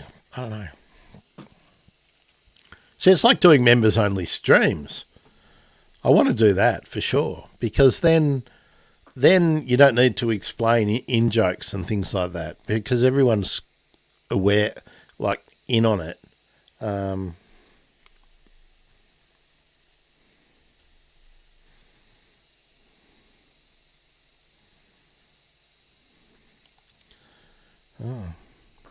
See, Stan, when someone says something like S tier, you know what I think about? Let's have a guess.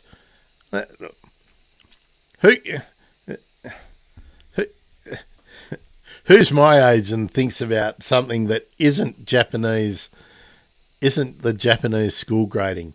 You know what I think about when I look at S tier? You know what I thought of straight away? S Club 7. And an S in S Club 7 did not signify superior. That would have been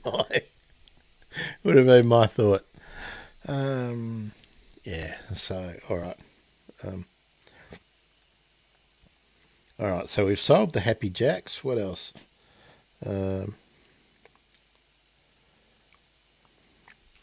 Just checking all the comments and whatnot. Oh, hang on. I've got a new comment on Instagram. I wonder...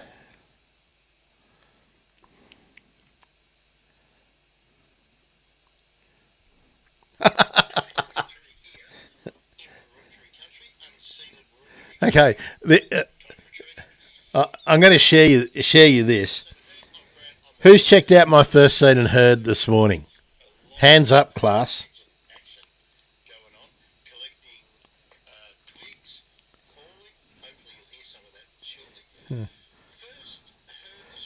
Right.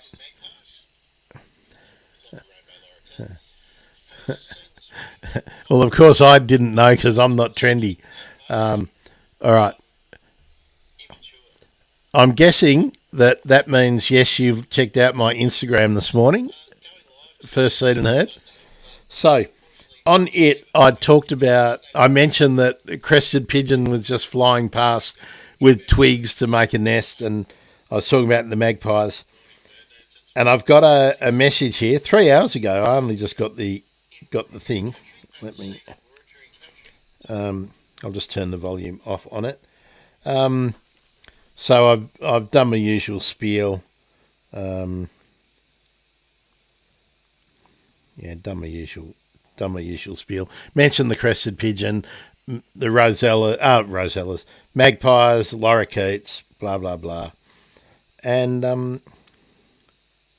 where are we now? I can't find the comment. Where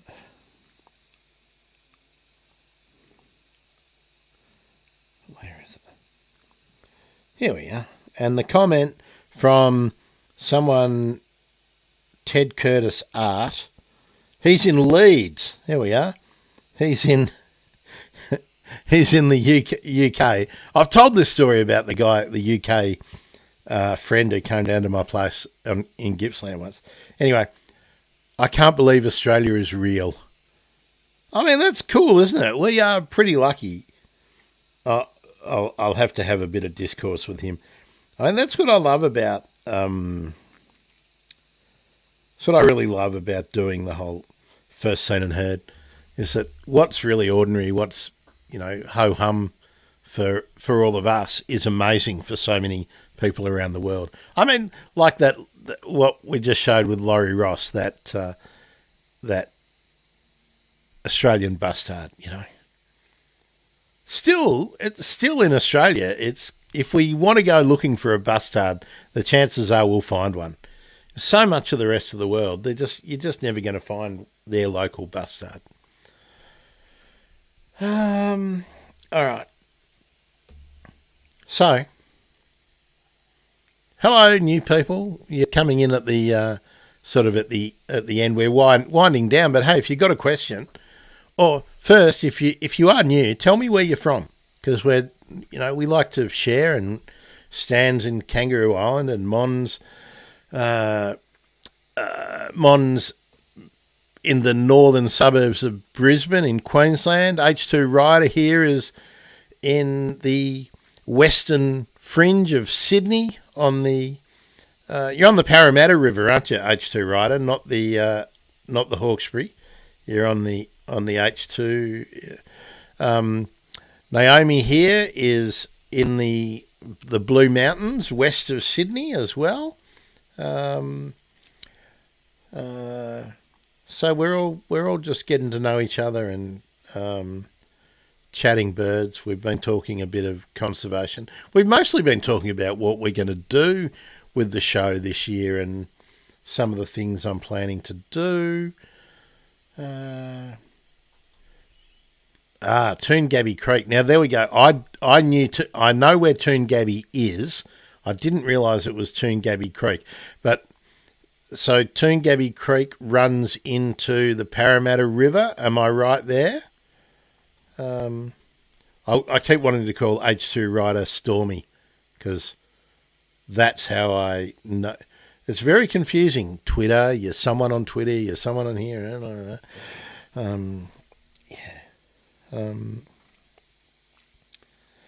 Very, very good. Very good. Yeah, cool. Yeah, I thought I had that right. S tier. So I'm jumping back to Stan's idea of having S tier. So, because everyone does like bronze and silver and gold, but I actually wanted to have. I thought about having birds as the different tier, but no, I'm not going to do that. We're going to have like bird nerds, hardcore twitcher, but I don't know what to have. Oh, and if you are a twitcher and you're into your bird watching, I do have a design coming out that you will enjoy. It's taken me a while to find an artist who actually understood what I was asking them to do. I basically had to draw the design myself and say, fix it up. And trust me, nobody wants me doing artwork, as you've probably noticed by looking at the website. All right. Wow. We're getting to that stage of the day where I'm almost out of things to say. And I'm still catching up on my almost sleepless night the other night. So, thoughts, comments, questions? It's not very often we have like an ask me anything kind of day, is it? But that's what we've had. I was in the middle of saying, I'm not sure when Holly's back. I don't think it's next week, but maybe we'll get Holly back on the 20th. I'm just looking at my whiteboard where everything is written up. I've got 4 whiteboards on that wall. 2 of them with months, this month and next month, and then 2 full of ideas and people that I've either contacted or want to contact. Hey, there we go. Suggestion. Look, we've talked about degrowth. Oh, this is exciting. Very, very nice. A black-faced monarch, or for those of us my age, a black-faced flycatcher. Yeah, look, they're not listed as rare, Naomi, but they are rare to see. They're difficult to see. Do you remember? Do you remember when they were like the bird on all the promo material for Tiny Tips Tea? When they used to have the bird cards. Bring back the bird cards in Tiny Tips Tea, I say, by the way. Does anyone have the Tiny Tips Tea bird cards albums? I no longer have mine, but my 3 albums were almost full. I think I only needed 2 more cards to complete the 3 albums. And I was against buying the cards, but apparently you could buy them from Tiny Tips Tea. Anyway, am I talking to people who really have no idea what I'm talking about? But that's a good get, Naomi. And I must admit, I haven't seen them very often.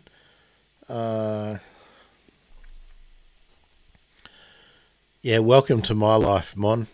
Bloody ISP issue. It's going to be great when they finally do all of the upgrades and we've all got fibre to the home.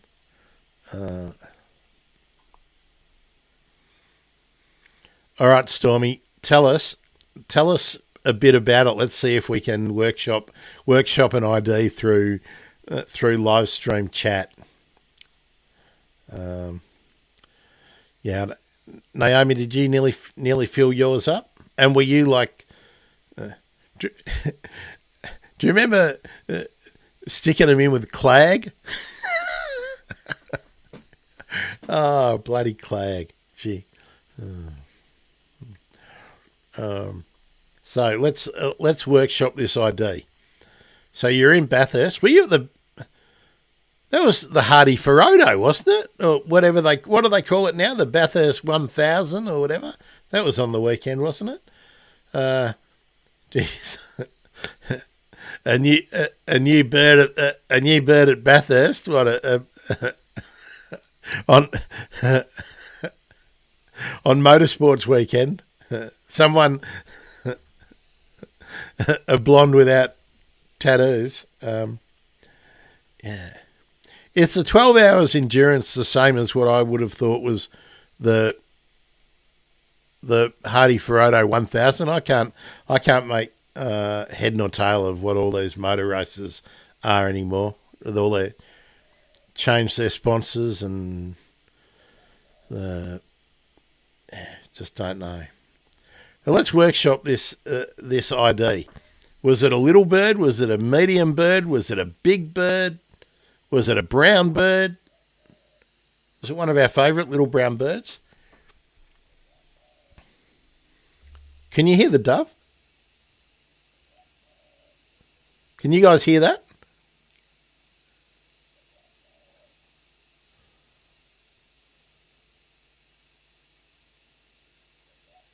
There we go. Can you guys hear that? Now, without looking, I've got my blind pulled down, but I reckon that's the spotted dove. Well, I know it's the spotted dove. I think it's sitting on the fence directly behind the blackbird that sings during spring. Right,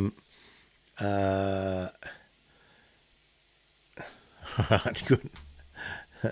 So, well, Stan, that's sitting basically where the blackbirds sit when it's going all night. So you can probably get why I don't get any sleep. All right.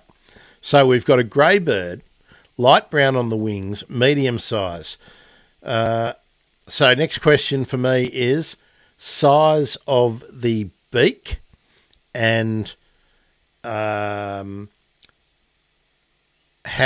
long are the wings in proportion to the tail would be my question. I have a thought already, and tell us what was it doing. Dark legs, dark eyes. All right, first question. Question is,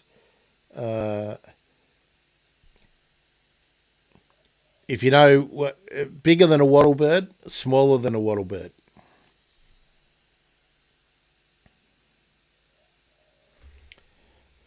My first guess for that would be a triller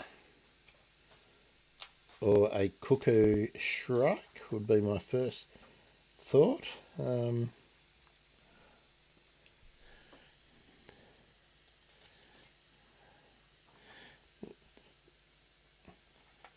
Just give us an idea of the size comparison compared to, okay, so we've got little wattlebird size. Okay.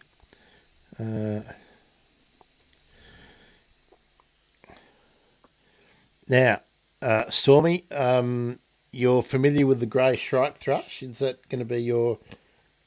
do you know that bird? Sounds like it might be maybe a tad bigger than that. So it's a grey bird, light brown on the wings.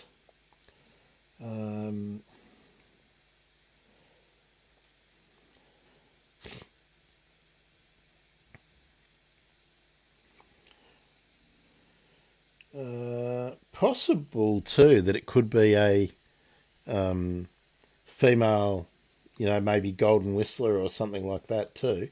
But grey shrike thrush. Let's be really, really technical here. See that bird there? Would that look? Is that like what you saw, Stormy? I can't do much better than that, can I? Holding that up. I'm going to hold that up until you give an answer. And then I'm going to go to what I think might be another option.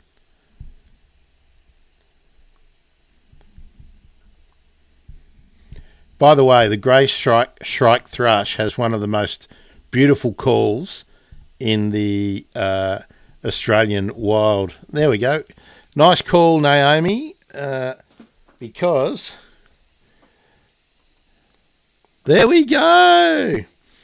Naomi, well done. Well done. I have to say, I just assumed everyone knew the grey shrike thrush, being one of the most familiar birds in Australian gardens. But, Stormy, there you go. I hope that you get one of those hanging around your place because it's an absolute beauty. Yeah, well done. Well done. See, we can solve all those. So it's a little bit smaller than the little wattlebird, but it's chunkier, really, than the little wattlebird. It's pretty much, I call it whistler size. But yeah, we've done well there, gang. Riot Squad, well done. Well done. Okay. So, geez, we've done well. And that was a pretty good description. But I would have said, and it's easy to not notice, but the brown on the grey shrike thrush is sort of up below the neck, and it's the upper part of the back usually, and it's got a little pale whitey spot between the bill and the eye. That's another thing, but that's for the adults. So you may have been seeing immatures as well, juveniles. Fabulous. All right, gang. Unless we've got something of pressing need now. I should note too, please, if you're not on Mastodon already, please follow me there, because Twitter is fairly. Twitter's a little. Actually, let's talk about that for a bit. Twitter's a little bit better this week than it was like 2 weeks ago. Would you all agree with that? But I'm still not seeing just about anybody. Yeah.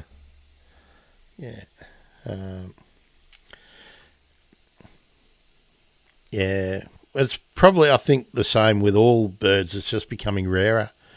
And I think we're now creating gardens. I mean, this is my hobby horse. I think in most places we're now creating gardens that that are not conducive to so many more of our normal garden birds, and I think our garden bird populations. I want to talk to Holly about this more often, but I don't think Holly. Look, I always bring politics into the discussions, but I think more and more our results of the bird count and the garden bird surveys will start to mirror where the suburbs where large gardens are being left alone and continuing will be vastly different to what we've got in areas like mine, where every house that gets sold gets turned into a couple of townhouses and, pebbles and a couple of pots.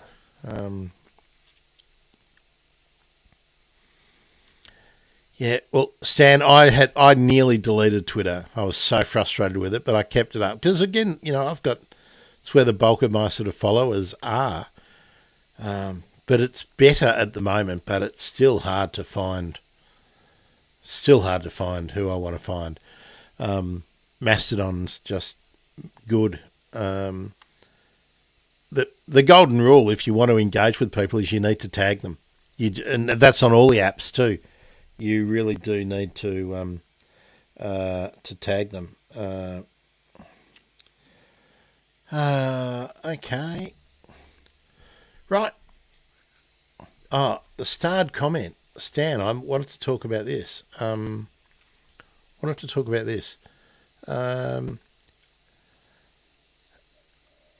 about the next? What do you want to do for the next Monday with me that doesn't include Holly?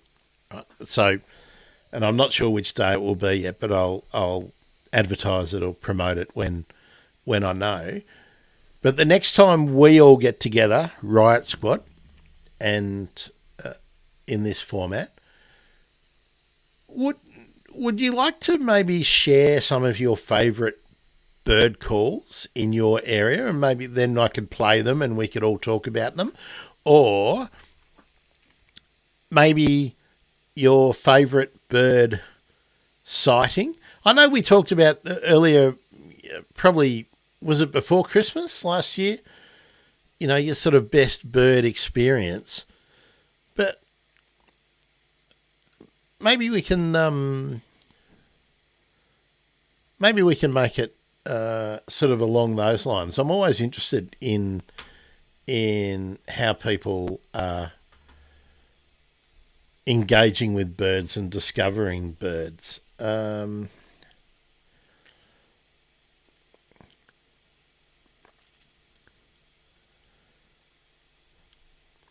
Yeah, Naomi, that's good for you that you're getting gangs there. Be interested to know if you're seeing them feeding there, what they're feeding on. I think this is the thing too. Like, how long ago were the last bushfires in Canberra and the Highlands? Those, vegetation takes years to bounce back. So I'm not surprised that they're moving further out. It'd be interesting to see what the pattern of movement is in the eastern suburbs of Melbourne and how far they range into new territories as well, because unless they're joining an existing flock, they're probably needing to spread further afield. That'll be really interesting. I also wonder about currawongs, especially the pied currawongs, how far they're having to move away or adapt, become more bin frequenters or something too. That's a good. Okay, so they're in the wattles. Are they in the black wattles, Naomi? That's what I used to see them feeding on most often, and in gardens, often things like the Mount Morgan wattle. what's that? Acacia podalerifolia, I believe, was the Mount Morgan wattle. Yeah. If you notice, if you notice what it is, I would think the. Did I say black wattle? I don't mean black wattle. I mean blackwood. Blackwood. That's what I mean. Acacia melanoxylon. That's the one I mean. It's been fun today. Wow. I just looked up at the counter and gone, over 3 hours. No, I had it on. I had the stream open saying we'll be starting later for an hour. So, yeah, I couldn't think I'd be talking for 3 hours, but I could. I could easily do it.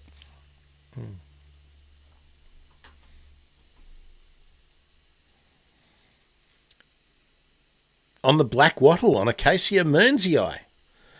Cool. I think that's black wattle, isn't it? Or is it Dealsii? Mearnsii, I think, is black wattle.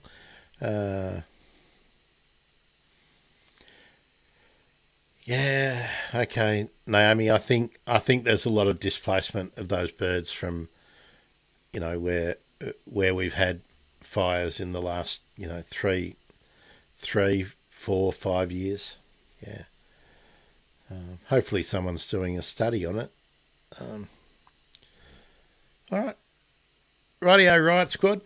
Thank you. Thanks, new viewers, if you've been with us. It's nice to have Miles in from the Philippines. That was good, but I think Miles has gone off to do what people need to do during the day. Chris, nice to have you on board today too. Peter, Stan, Naomi, Mon, Stormy. Who am I missing out on in the commenters? I think I've got all the commenters, haven't I? There. And let's not forget. Yes, Peter. Good luck with the nest boxes and the logs, Peter. I really would love an update when. Take some photos for us so we can share them around of what you're doing. Stan, we still have to. I'd love to incorporate my plant list for you that I haven't sent to you yet with an episode, so that might be great. And Naomi, about did I get spam? Yes. Isn't that great? The price is lower than any competitor. Go to Doge. Now, as if I'm going to go to something that is dogehype.com. Dogecoin. I'm really, really, really tempted by your amazing offer. So here we are. All right, let's do the goodbyes. There we are. Thanks, Naomi. That was good. Yes, it's good. We do have fun. I love it.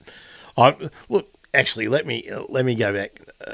Naomi, I was tempted to just pull the pin because I was feeling flat still this week, but no, reinvigorated.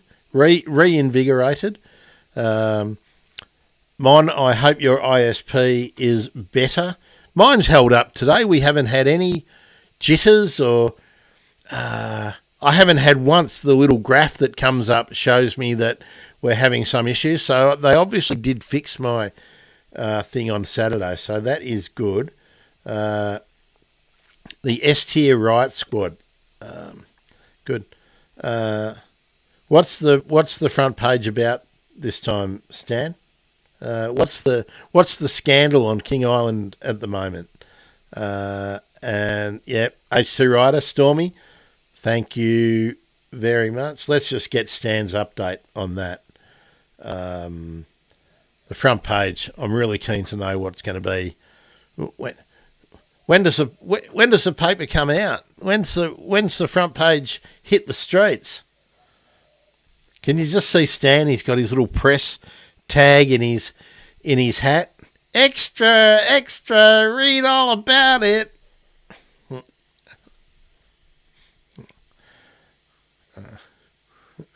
Ram loose in paddock of prize ewes.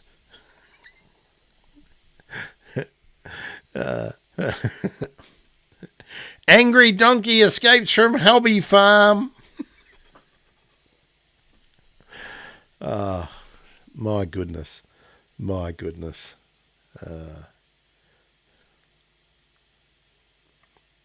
Stan's not biting. Stan is not biting. Okay. All right, everyone. Thanks. Had a ball as usual. I'll let you know on the usual socials what's coming up next. I'll reach out to Holly later on, and we'll see what's what. This is news. Look at that. A new wasp species. So have you got a bug dude? You've got a bug dude living on Kangaroo Island every Thursday. Man, this is news. I like this. Are you doing a story on the YouTube, Stan? Here, everyone, go and subscribe to Kangaroo Island TV, because what could be more interesting than a new wasp species discovered on Kangaroo Island and an entomologist, a bug dude or bug person, who's got 70,000 collect. I did that for a while when I was at high school. Pins through butterflies and pinning out their wings and beetles and stuff, but I kind of didn't like killing them, putting them in a jar of with ether vapor. Okay, there we go. Well, Stan, now I don't know, what's the website? Is the website kitv.com, or is it is it the Daily Gazette, or like my school paper was called, the Astonisher? That was a cool name for a paper, the Astonisher.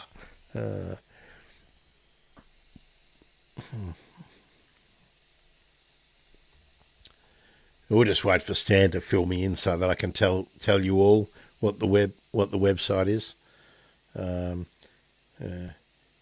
KITV, the KI Bugle, on the hop, hopping mad on KI. I don't know. I'm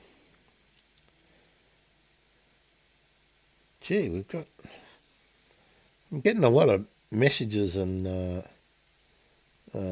getting a lot of interesting things coming through. The Islander. Okay, here we go. So theislander.com, stan.org.net.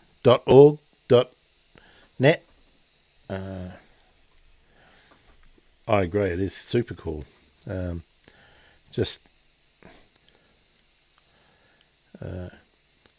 The Islander dot what?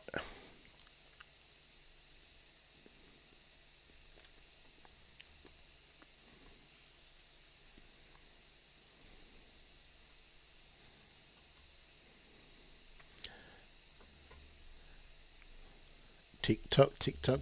Oh yeah, also follow me on TikTok if you're doing TikTok. Grant Bird Nerd. There we are. Pretty consistent with the Bird Nerd theme. And I can apparently, I just saw a new feature in StreamYard. I can now be a bit more descriptive with these tags here. Like I can put Bird Nerd or something, or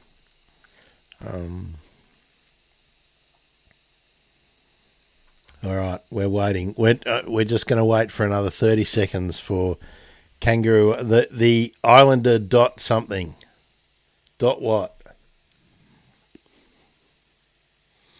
We've said goodbyes, all the goodbyes, so I can just do a hard out. That'll be good. And we've got 13 seconds for Stan to tell us. Oh, we're down to 5. Thanks, everyone. We're done. See ya.